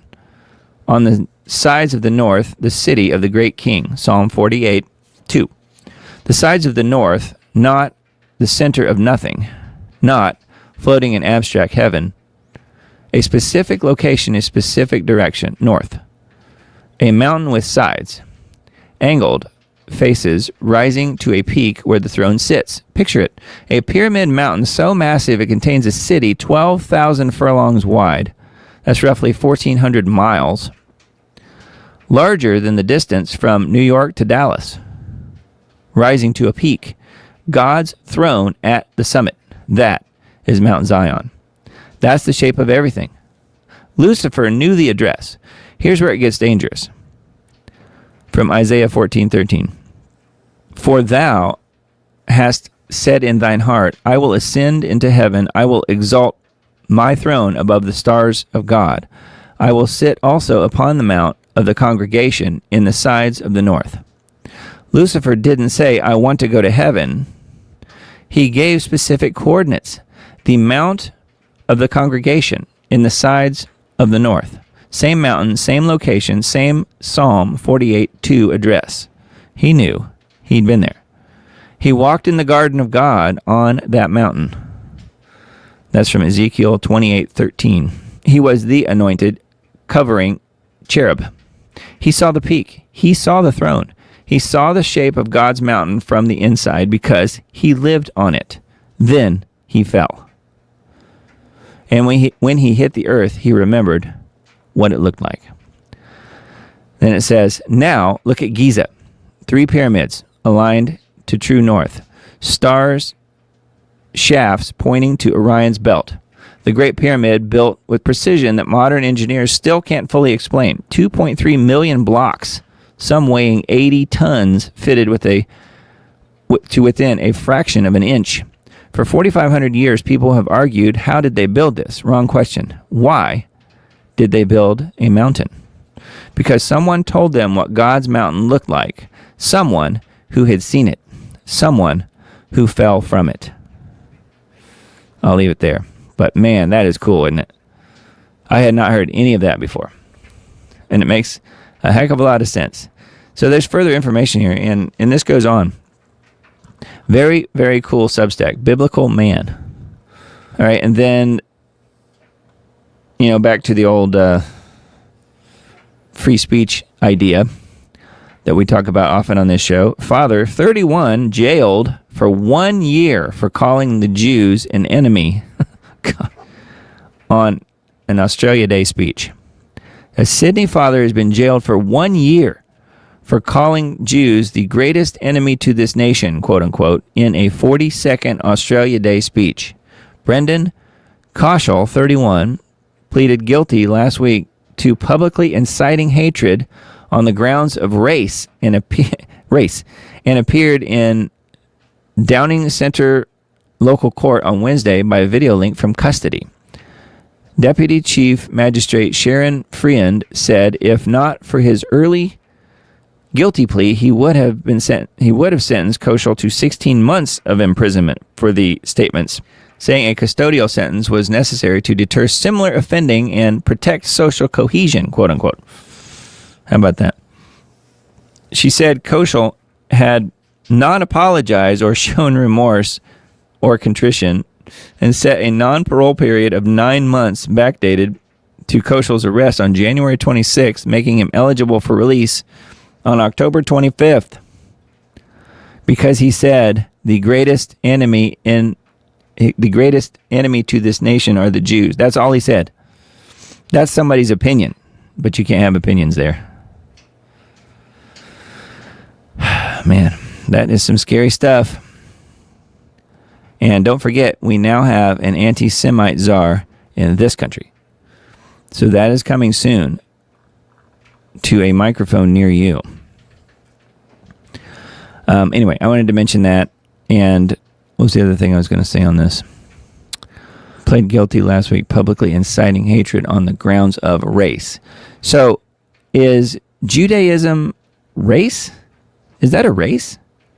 Or is it a religion?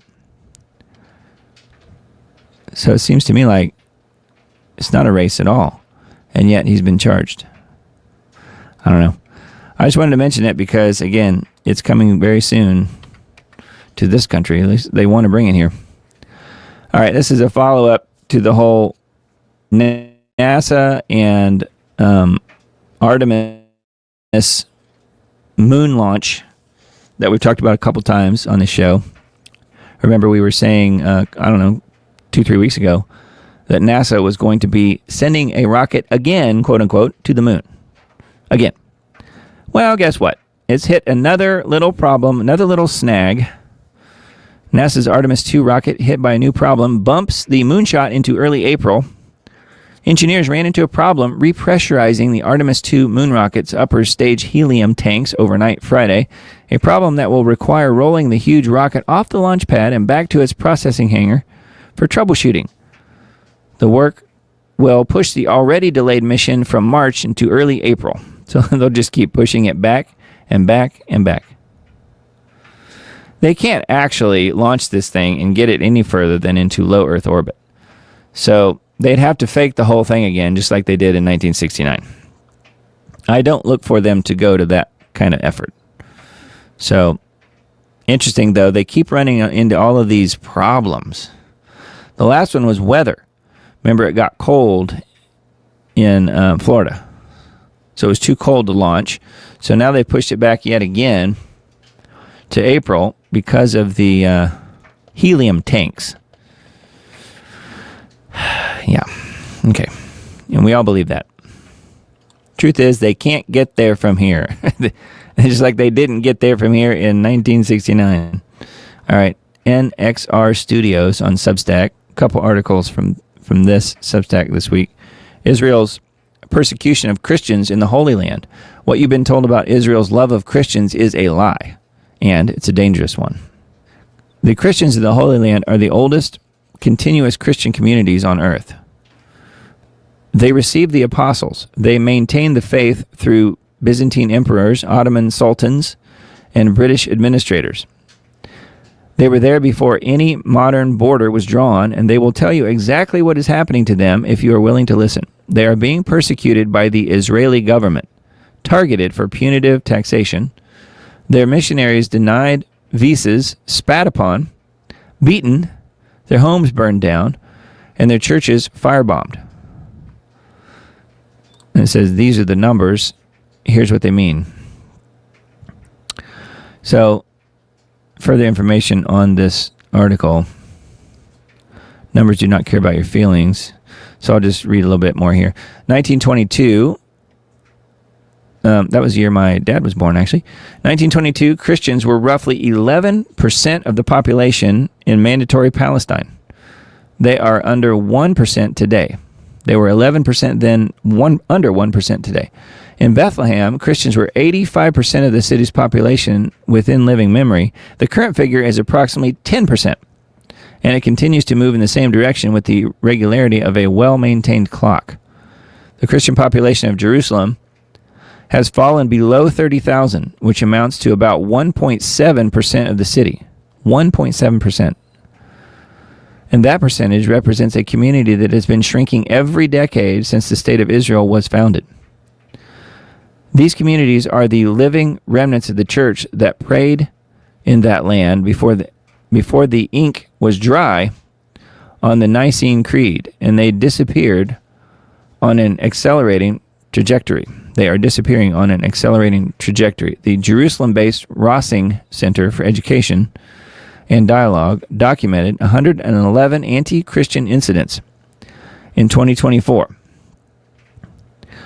alone. That's up 89 from the prior year. Religious Freedom Data Center tracked 201 incidents between January 2024 and September 2025. By the same point in 2025, 144 more had been recorded. Wow. The majority occurred in Jerusalem's Old City. The perpetrators were, by the documentation's own language, primarily Orthodox Jews, targeting clergy and individuals displaying Christian symbols. How about that? So it turns out the Christian population in the Holy Land is dropping like a rock. And it's all planned. That is not an accident, is it? Yeah, anyway. Thought that one was interesting for sure. Further information, further numbers and so forth in that Substack piece. If you guys need to check that, and we'll link to that in my Substack that I send out. Netanyahu tells American Jews to join blacks, gays, and feminists to fight America. Are these the Judeo-Christian values that we keep hearing about? Well, they probably are. You know, that's how they define them anyway. An incredible thing has happened on Sunday in Jerusalem. The Prime Minister of Israel stood before the assembled leadership of 50 major American Jewish organizations and told them to fight. Not fight Hamas, not fight Iran, fight Americans. He invoked the blacks, the gays, and the feminists as his model. He declared a media war and a digital war. He demanded unqualified, unfettered support. And he said all of it out loud on the record with a transcript available on the Israeli government's own website.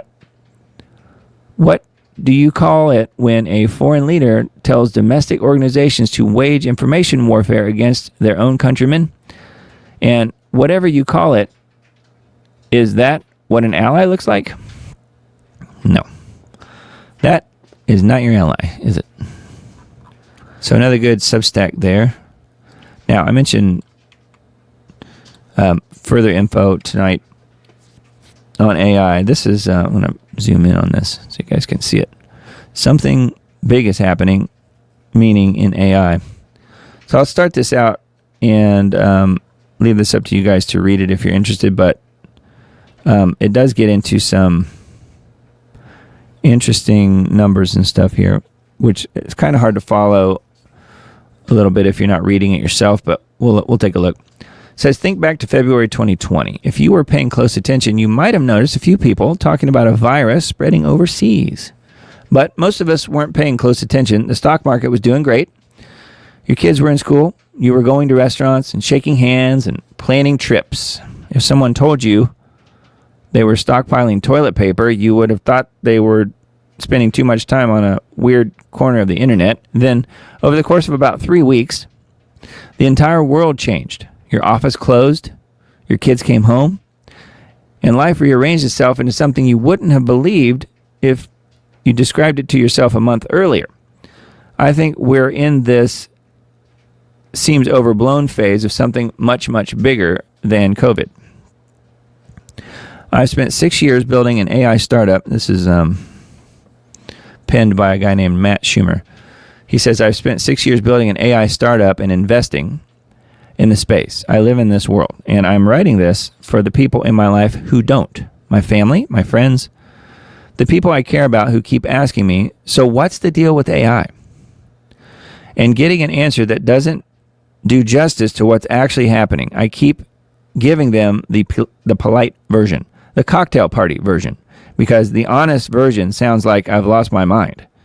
And for a while, I told myself that was a good enough reason to keep what's truly happening to myself. But the gap between what I've been saying and what is actually happening has gotten far too big. The people I care about deserve to hear what is coming, even if it sounds crazy. I should be clear about something up front. Even though I work in AI, I have almost no influence over what's about to happen, and neither does the vast majority of the industry.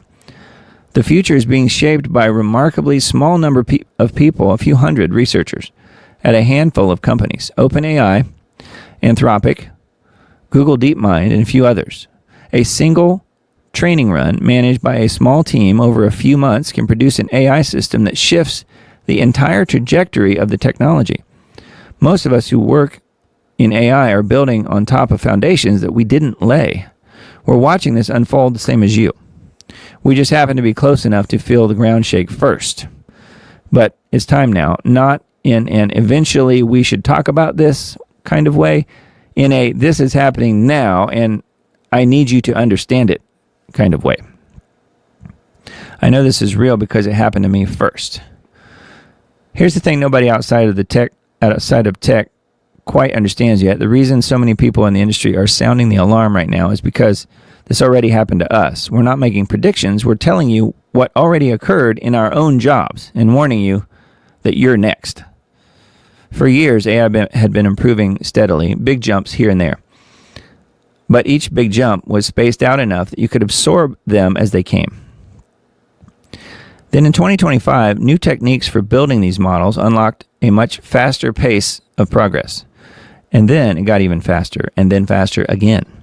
Each new model wasn't just better than the last, it was better by a wider margin.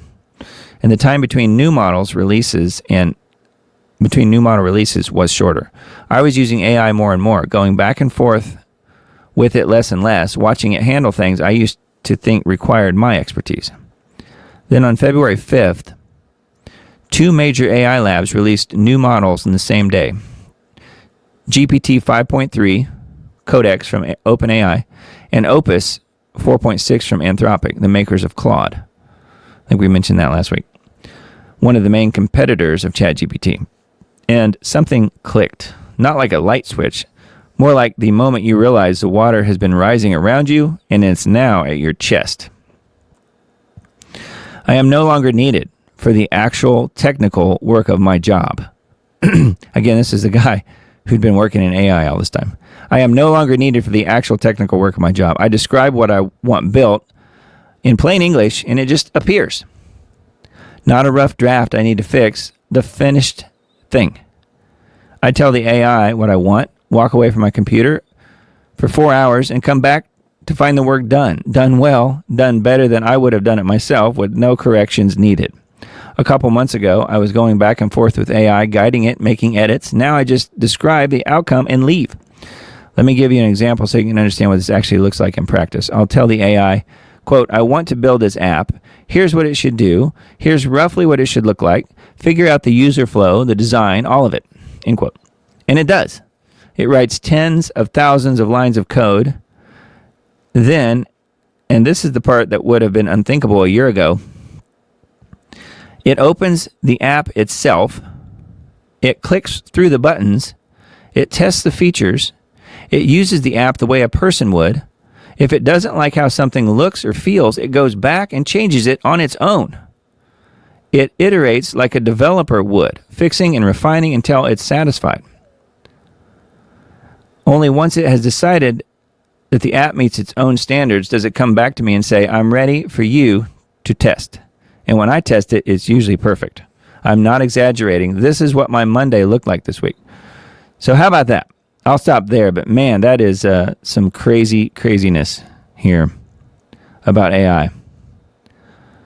How fast this is actually moving, let me make the pace of improvement concrete, because I think this is the part that's hardest to believe if you're not watching it closely. In 2022, AI couldn't do basic arithmetic reliably. I would confidently tell you, confidently tell you that 7 times 8 is 54. I mentioned this a few days ago. I remember that line. By 2023, it could pass the bar exam. By 2024, it could write working software and explain graduate level science. By late 2025, some of the best engineers in the world said that they'd handed over most of their coding work to AI. And then he talks about what happened to him, which I just described. What this means for your job, I'm going to be direct with you because I think you deserved honesty more than comfort. And I know some of you folks out there aren't necessarily still working. Some of you might be retired. But it's worth mentioning because you probably have people in your family who are still working. So this is where we're going with this. Let me give you a few specific examples that makes this tangible, but I want to be clear that these are just examples. This list is not exhaustive. If your job isn't mentioned here, that doesn't mean that it's safe. Almost all knowledgeable work is being affected. Legal work. Now keep in mind, for folks that have kids in college or high school and planning for careers, planning for their futures, this is what we're talking about. That's why I wanted to mention this tonight. For instance, my daughter is getting prepared to do college starting in the fall. And this is the kind of stuff that will affect college students. And they know this, but they don't really know it. You know what I mean? They know it's coming, but maybe not as fast as they're aware of. Legal work. AI can already read contracts, summarize case law, draft briefs, and do legal research at a level that rivals junior associates. The managing partner I mentioned above isn't using AI because it's fun. He's using it because it's outperforming his associates on many tasks. Financial analysis. That's another subject here.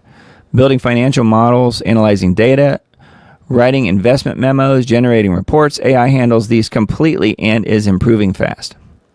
Writing and content is another field here.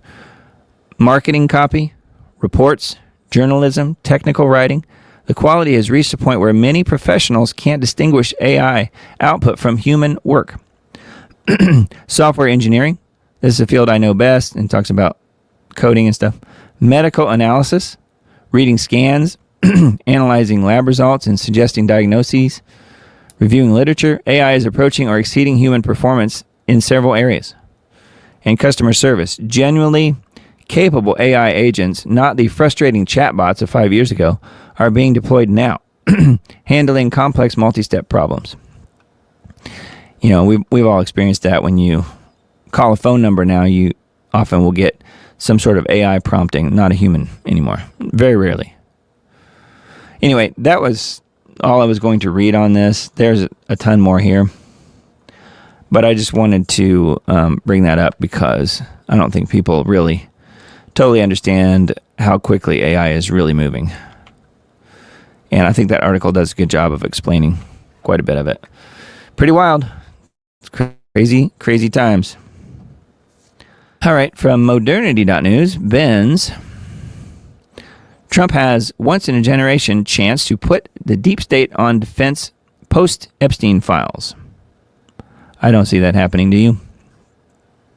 Former State Department official and investigative journalist Mike Benz warned time is running out for the Trump administration to expose government corruption before November's midterm elections possibly hand Democrats congressional majorities. It is 11:11. Just saw that.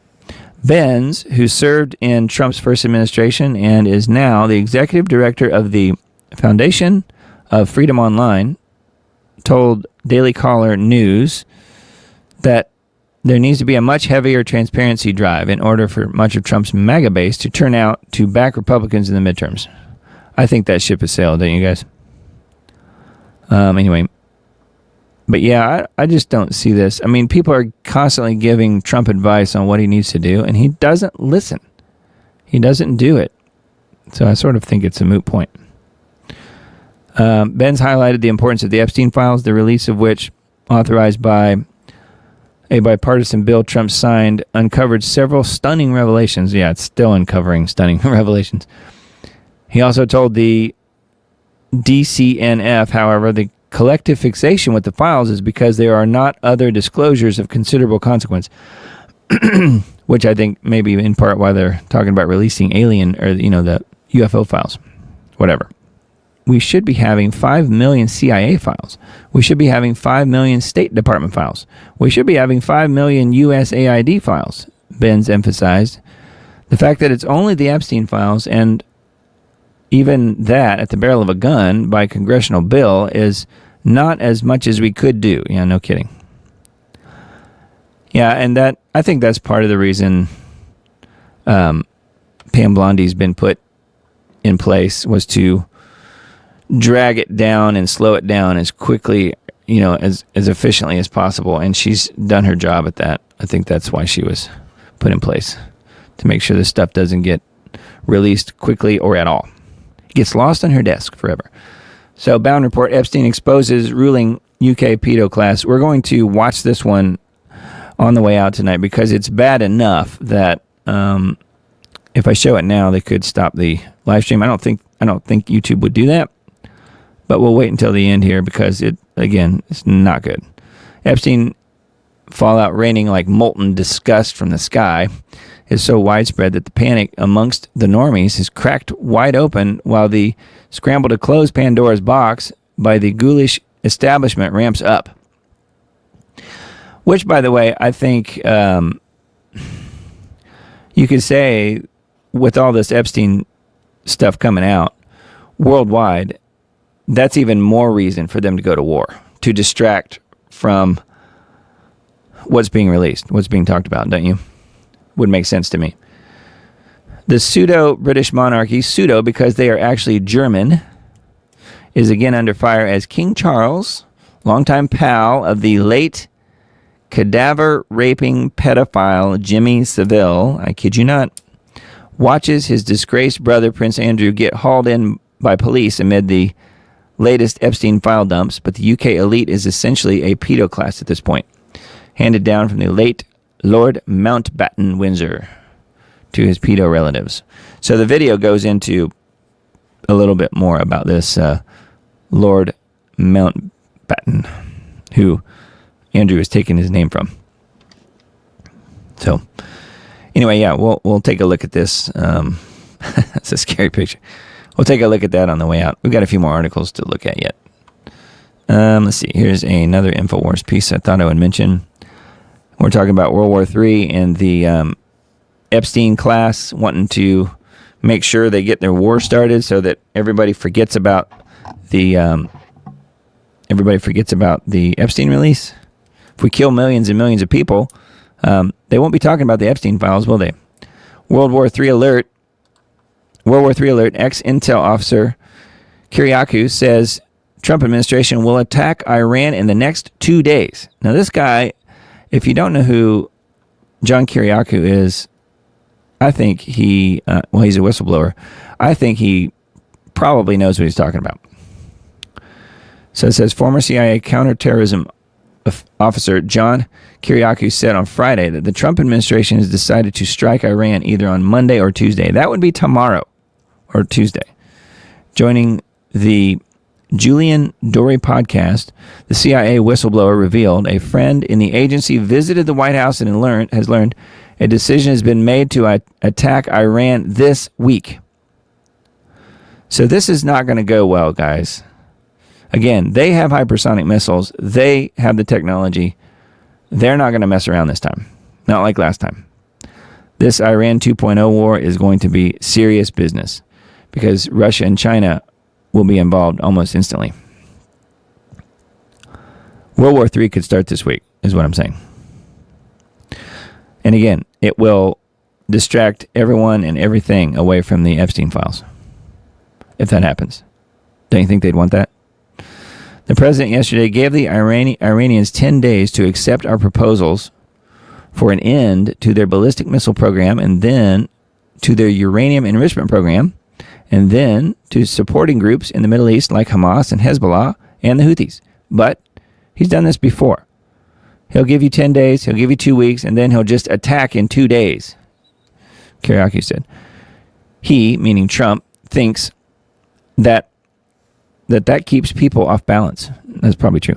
He continued, saying his source told him that Vice President Vance and U.S. Director of National Intelligence Tulsi Gabbard are the only two people in Trump's orbit who vocally opposed this decision.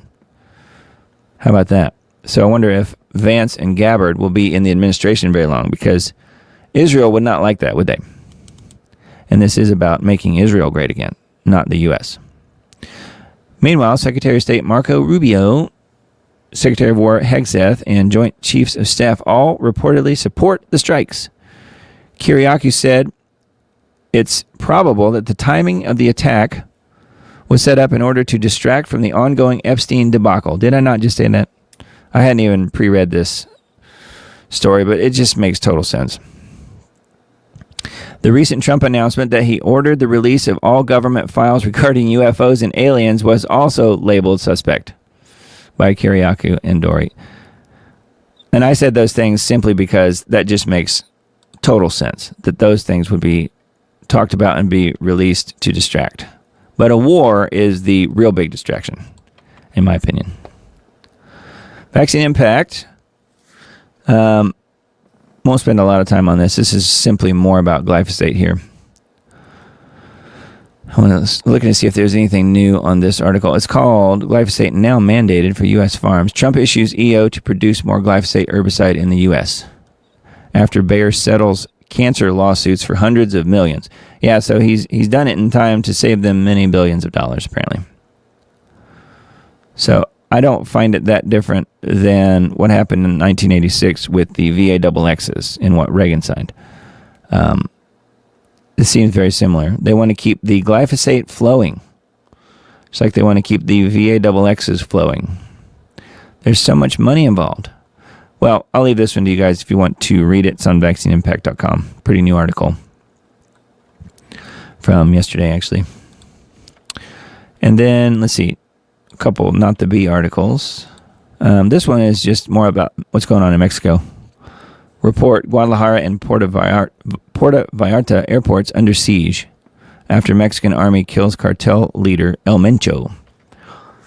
I was looking to see if this is where the Press for Truth videos were. I think I just saw those on X. But yeah, further information here. It says, yikes, Mexico's in total chaos right now, particularly Guadalajara and Puerto Vallarta.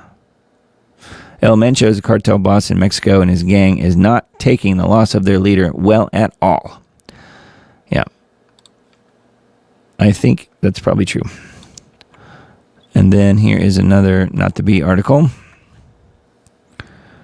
Op-ed, the real tragedy behind the Muslim calls to prayer that now echo through New York. So yeah, you know, we have a Muslim mayor now in New York. Well, videos of the Adhan, maybe, the Islamic call to prayer echoing through the streets of New York City have been circulating widely online in recent days. Residents in this area of Manhattan are completely shocked to hear an Islamic call to prayer blasting on high-volume speakers as they walk down the street.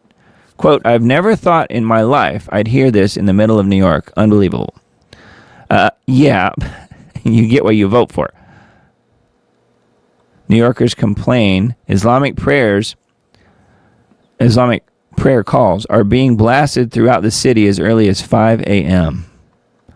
So old Spielberg moving to New York, he'll get to enjoy the Muslim call to prayer blasted 5 times a day as well, in addition to being able to shovel snow off sidewalks.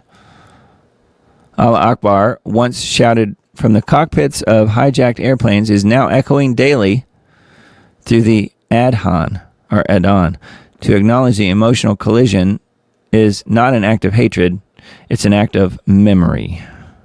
Yes. Anyway, yep, several videos here of what's going on in New York. And again, you get what you vote for. Now this one, I'm not going to play these, but you guys can watch them if you're interested. Andrew arrested on suspicion of misconduct. As King says, the law must take its course. So this is what the official royal family channel has put out about Andrew, and I wanted to see what they were saying. I wanted to see if they were ignoring it, but they're not, actually, to their credit. They are posting things on the royal family channel on YouTube about what's going on with Andrew. And I do find it interesting. I'm glad they're not ignoring it. However, clearly it's going to be kind of a one-sided thing here as far as just what they want to say about it. And there's not really a whole lot in here about the king, but there is, I think, in this other one. Let's look at this one. How could Andrew's arrest hurt the royals? Again, this is a video actually on the royal family channel. How could it hurt the royals? Well, if you ask me, it could result in one of them being Charlie Kirk, but I could be wrong. Would love to be wrong, but it just seems like that's where we're headed with all this. I don't know. So this one's a little bit more about Charles, I guess, and people kind of heckling him a little bit, and others in the royal family when they're out in public. So I don't know if that will make them not go out in public as much now, or what that will do exactly. But yeah, stay tuned for the Andrew video that we're gonna watch here at the end. We're about there, and I want to play that before it gets too late. But it's pretty telling as far as describing what a total loser this guy is in so many ways. All right, let's see. Geo Watch for this week. We are episode 550 on the Global Alert News broadcast with Mr. Dane. It says, weaponizing winter weather. He has lots of alliteration in his posts. Weaponizing winter weather. Major winter snowstorm warning for millions across 27 states as California faces 10 feet of snow and the East Coast braces for whiteouts this weekend. Winter storm warnings linger for 10 states, expecting 12 inches of snow. I don't think we're supposed to get that. I think we're getting mostly cold. We'll see. Winter storm warning in 11 states, 4 feet of snow to hit life-threatening. These headlines were issued within the same 24-hour window of time. Why are they so different? Are they reading from a different script? Climate-engineered winter weather events are anything but an exact science. From 80s to freezing, Florida faces cold blast. Growing fire danger now. Gosh. Welcome to weather warfare. Another really good one, weaponizing winter warfare. Weaponizing winter weather, I should say. So that is GAN, Global Alert News for this week. Another really good episode. Scheduled weather. Let's see here. It looks like it's going to be warmer in the coming days. So we got this cold blast happening, but this is showing us February 28th to March 4th. So by the less than a week from now or so, should be warmer pretty much throughout the whole U.S. except looks like the geoengineering spray planes will be up in Alaska because they're going to be cold up there again now. They have to go up there, I guess, every now and then and do more chemical ice nucleation to keep the poles nice and slushy. Because, again, they measure ice pack just with slush at this point. They say it's grown and expanded, but it's really just slush, much of it. Climateandeconomy.com for February 21. So flooding in Europe, and see what other headlines we have here. Italy's glaciers shrinking at alarming rate. Flights canceled at Vienna airport. Extreme snowfall. Heavy snow in Romania. But Turkey is burning up. They have over 1,000 extreme weather events last year. Turkey did. Wow. Sudan is... what? Oh, that's just about escalating conflict. Yep. Southern Indian Ocean is losing salt at an astonishing rate. Wow. So things just keep getting crazier out there with the geoengineering programs that are wreaking havoc across the world. You can see all of the flooding and snowstorms and desertification, and there's another article on Roundup and glyphosate. Pangolins face extinction as world's most trafficked mammals. Wow, I had no idea. Talk about wildfires and all kinds of stuff. Here's actually an article about, it's a Guardian article about geoengineering.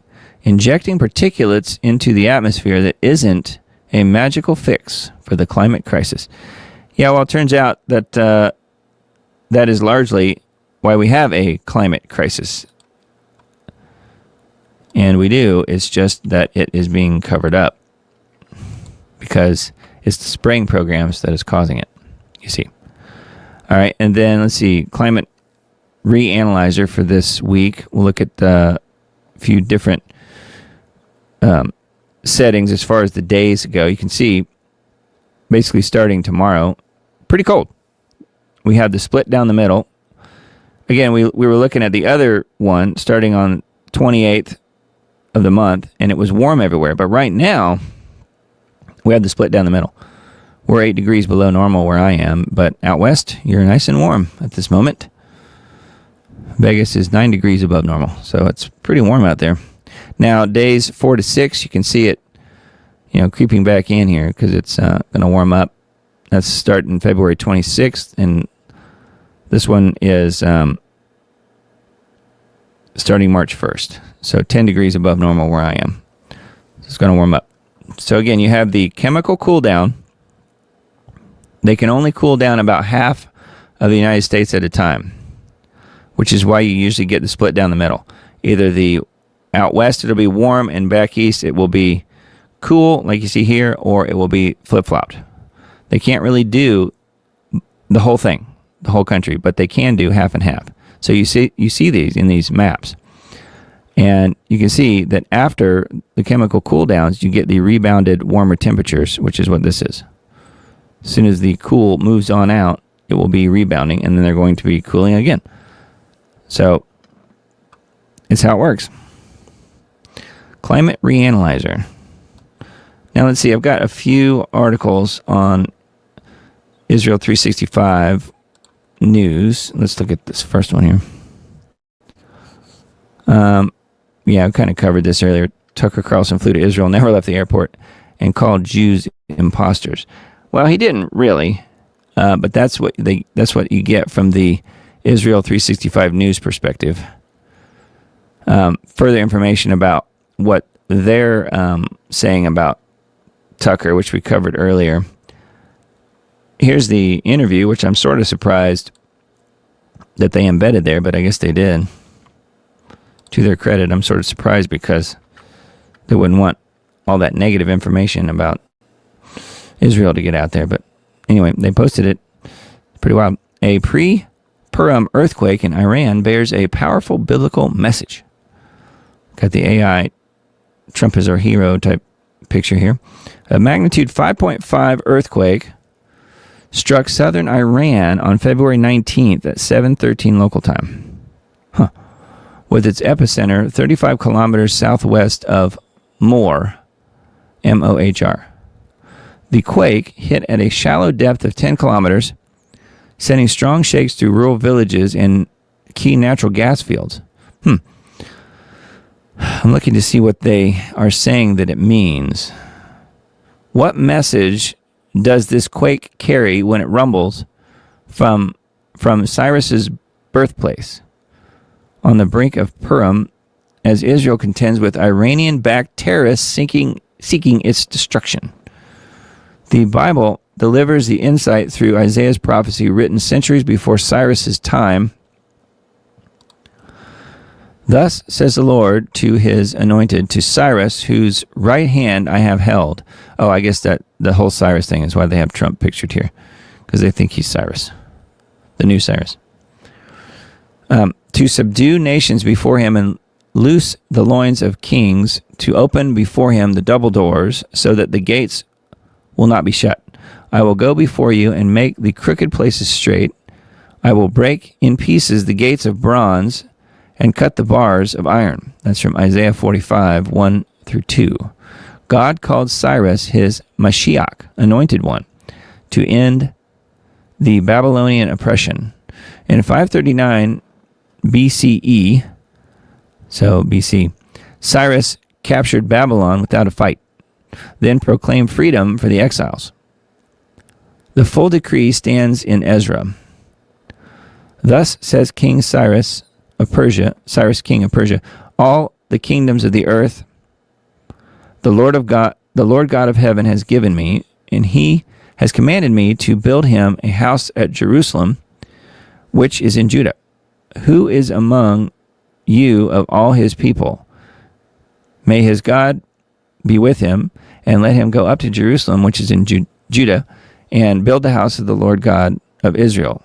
He is God, which is in Jerusalem. And whoever is left in any place, wherever he dwells, let the men of his place help him with silver and gold, with goods and livestock, besides the freewill offerings for the house of the Lord, which is in Jerusalem. That's from Ezra 1, 2 through 4. Cyrus supplied timber from Lebanon, returned 5,400 gold and silver vessels looted from the first temple, and appointed Sheshbazzar to lead the returnees. By 516 BC, the second temple rose on its foundation, a direct result of this Persian king's command. How about that? So they're really into the whole Cyrus thing, and now they're talking about the temples, first and second temples, and now President Trump mirrors this role model and mirrors this role in modern times as Israel's staunchest defender. Yes, he is. Make Israel great again. So they're confirming it for us. In 2017, recognition of Jerusalem as the capital echoed Cyrus's charge to rebuild the city and the temple. Trump declared in his White House speech, "We finally acknowledge the obvious that Jerusalem is Israel's capital," blah, blah, blah. So we know about that. I'm looking to see if there's more about this earthquake. The quake in Iran, in Fars, F-A-R-S, in Iran, Fars province, awakens more than memory. It signals the urgency to fulfill Cyrus's unfinished work. The Temple Mount, site of the first and second temples, they say, but of course we know that that is not true. Now hosts foreign structures and trees planted to obscure its sanctity. Jewish law demands the area be cleared of all alien elements, that from domes and mosques to the cypress and olive groves that dot the plateau, to prepare for reconstruction. The Bible commands in Deuteronomy, "You shall utterly destroy all the places where the nations which you shall dispossess served their gods, on the mountain highs, in the hills, and under every green tree." So, talking about the temple, groups like Temple Institute have already crafted the vessels. The Red Heifer program advances.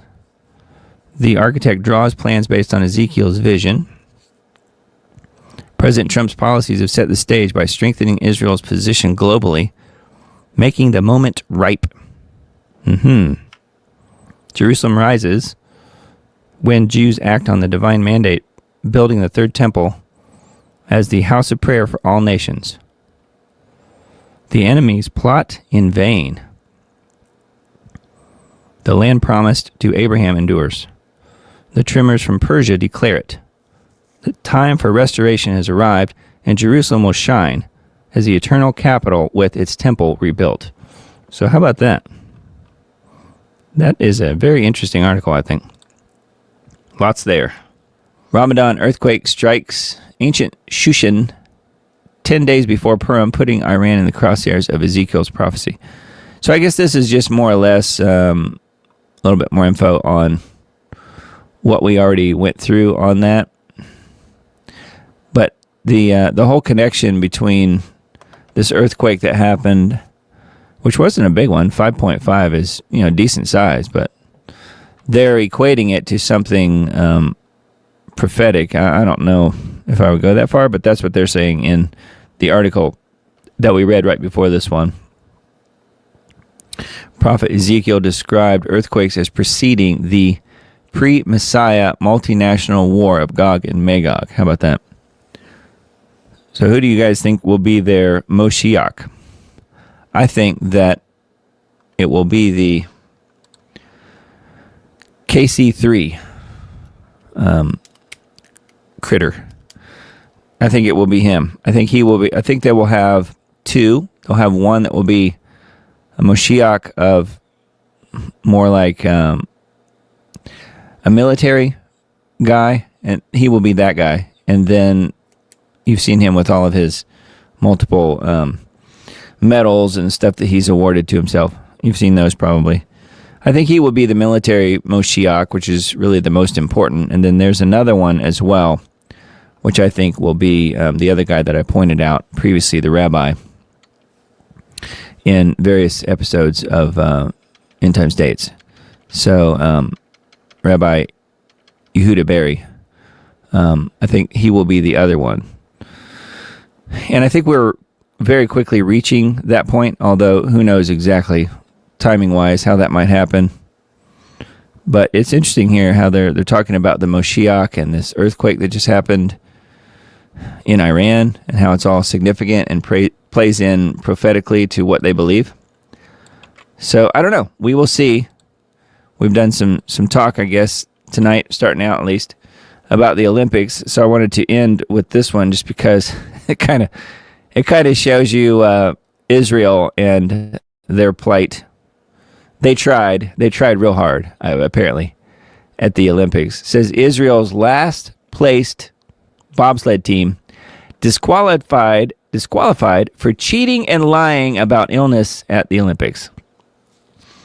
That seems about right, doesn't it? Israel's last placed bobsled team disqualified for cheating and lying about illness at the Olympics. Israel got caught cheating in bobsled at the Olympics. Actually, it did not get caught. It exposed its own violation and self-imposed a suspension, according to this. But we are on a website called the Bro Bible, so take that for what it's worth. Maybe none of it's true. I don't know. The four-man bobsleigh team will not be allowed to compete in the final runs at the Olympics by its own decision, rather by the decision of its delegation. Israel did compete on Saturday. In the first two runs of the event, its lineup featured these different people here, which you don't know, and I don't know either, so I won't mention them. According to the official schedule, Israel was still set to compete in the finals as of early Sunday morning. However, its listed roster swapped one guy for another.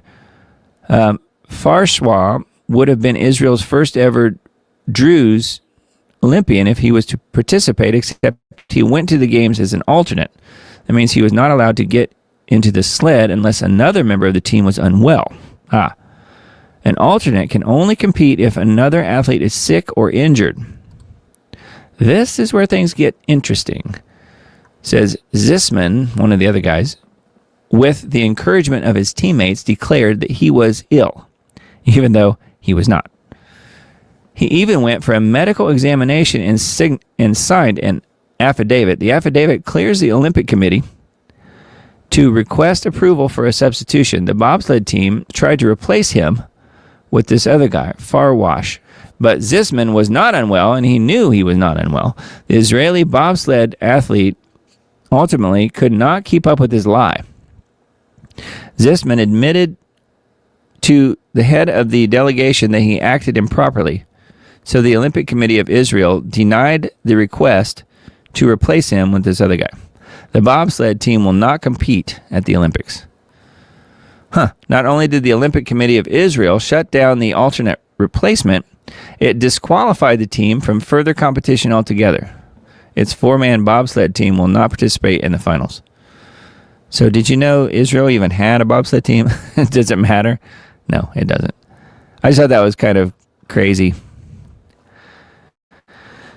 But what I don't know is if any of the people in Israel took a chainsaw to their television sets when they didn't win the gold, like was happening apparently in Canada tonight after Canada lost in the hockey match. So anyway, I guess that's all I had for you guys tonight. I don't see any other articles. So let's watch this other video here. Epstein exposes the ruling UK pedo class. So keep this in mind with, everything that they're talking about in here. And yes, Andrew. However, know that King Charles himself with Jimmy Savile have done far worse. And that is on record. It's just that he hasn't been held accountable for it. So keep that in mind as you watch this last video here tonight. And we will plan to do another Diamond Report. Let's see. What is that? March 1st? March 1st at 9 p.m. Central Time. It'll be a week from tonight. So we will see you guys then. If any major emergencies like World War III happen this week, we might be on before that if we're all still around. So we'll just see how things go. Anyway, I hope you guys have a blessed week and love you all. And hope you guys, will reach out if you have any questions or comments or prayer requests or anything like that. Note the band group. It's still around. We still do have that. And Diamond Report on band.us/@the Diamond Report. Let me see. Let me put a couple of these things up before we go. I guess we can do that. I don't think I have that one as a banner across there, but we didn't really mention the Substack. But there's a Substack if you guys want to be on the email list. Have people jump on and jump off at times, and most people just stay on, though. That's good. And that way they're able to get all the links that we talk about tonight. So, and then note, I don't usually mention this, but note that after the live stream is done, then this show will be available on Rumble, BitChute, and Brighteon at Diamond Disc on all those places. That will be available at some point tomorrow, hopefully. It'll probably be tomorrow night, most likely late. And then we are shutting down the Diamond Report store in April at some point, but it is still there if you guys want to check it out. Shop.thediamond.report. I guess I don't have any other. I don't have the band one on here, but it's band.us/@the-Diamond Report is what it is. Anyways, hope you guys have a blessed week, and we'll do it again next week. So stay tuned for this next video, and we'll see you guys then. Love y'all. Between 1999 and 2002, when she was underage, she was forced to have sex with Prince Andrew on several occasions. What was your reaction when you heard that? Well, knowing him as I know him, and he's one of the greatest men I've ever met in my life, and my best friend, and great father to my children, I just thought, I don't understand in this day and age how people can make salacious lies up. This is defamation of character of a person that is the opposite to how he's being portrayed. Prince Andrew have a nickname at that time? It was called the plain and simple, because unfortunately he upset everyone he come across. He was the most unpopular member of the royal family while I was there, and he was just rude, arrogant. I mean, his sense of self-entitlement was breathtaking. The Epstein fallout, raining like molten disgust from the sky, is so widespread that the panic amongst the normies has cracked wide open, while the scramble to close Pandora's box by the ghoulish establishment continues to ramp up. The pseudo-British monarchy, pseudo because they are actually German, is again under fire as King Charles, longtime pal of the late cadaver-raping pedophile Jimmy Savile, watches his disgraced brother Prince Andrew get hauled in by police amid the latest Epstein file dumps. The UK elite, essentially a pedo class at this point. Oh, no, some people want the age of consent to be 4. What? What country's this? UK, our nation, yes. What? If you look at the people who were involved in the paedophile information exchange, which was had most of its power probably from the 70s onwards, 80s, 90s. They had funding from the Home Office in the 90s. Those people are still around. In fact, one of the members of the paedophile information exchange is the treasurer of Edinburgh Pride. Some of them are academics, and they look very, very, professional as they're talking about the importance of, giving children their own autonomy. Tom O'Carroll is a self-confessed, unrepentant paedophile and one of the founding members of the Paedophile Information Exchange. He now shies away from advocating the age of 4. Too easily misunderstood, he says.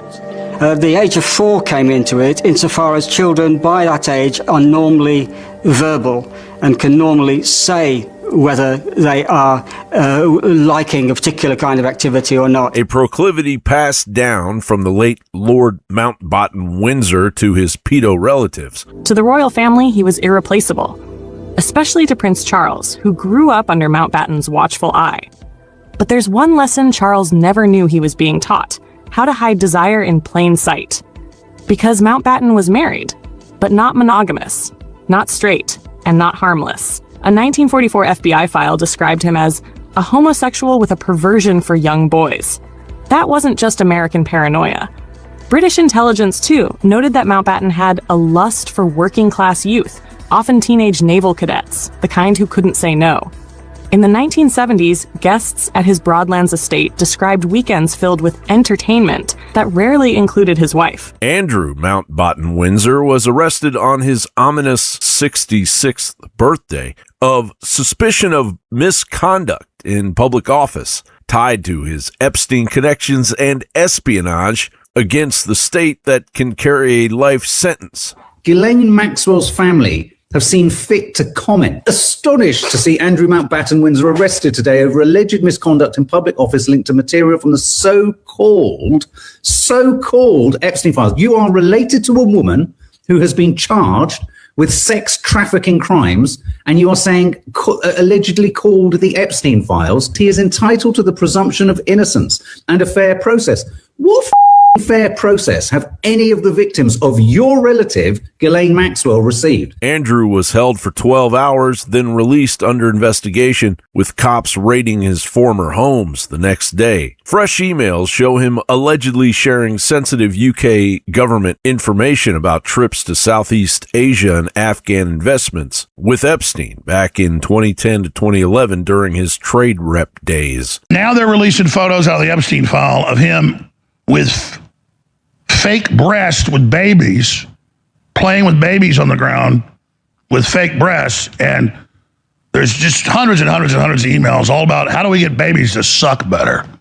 Well, you play a tape with their mama when they're real hungry, you stick it in their mouth. This is training aids to get the babies to willingly approach you.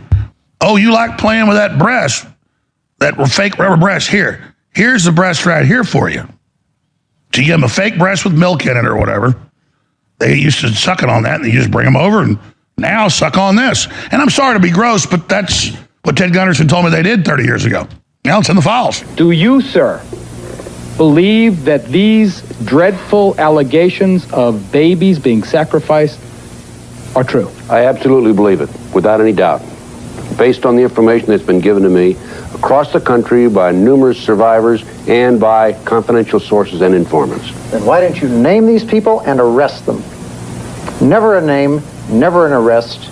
These women come out of a group and they insist that they know the people in the group, and yet they do not identify these large mysterious cults. Name them and arrest them and get them off the street. Does he not make a valid point? He makes a valid point. The problem with that is, number one, police officers don't believe it. I may believe it. You may believe it. Some people in your audience may believe it. They don't believe it. Number two, if you decide to investigate these people, you have to, number one, handle it from an undercover operation. If you put an undercover operation into effect, then you have, in a sense, your own police officers become involved in these heinous crimes, and they are, of course, become murderers. John Bound reporting for InfoWars.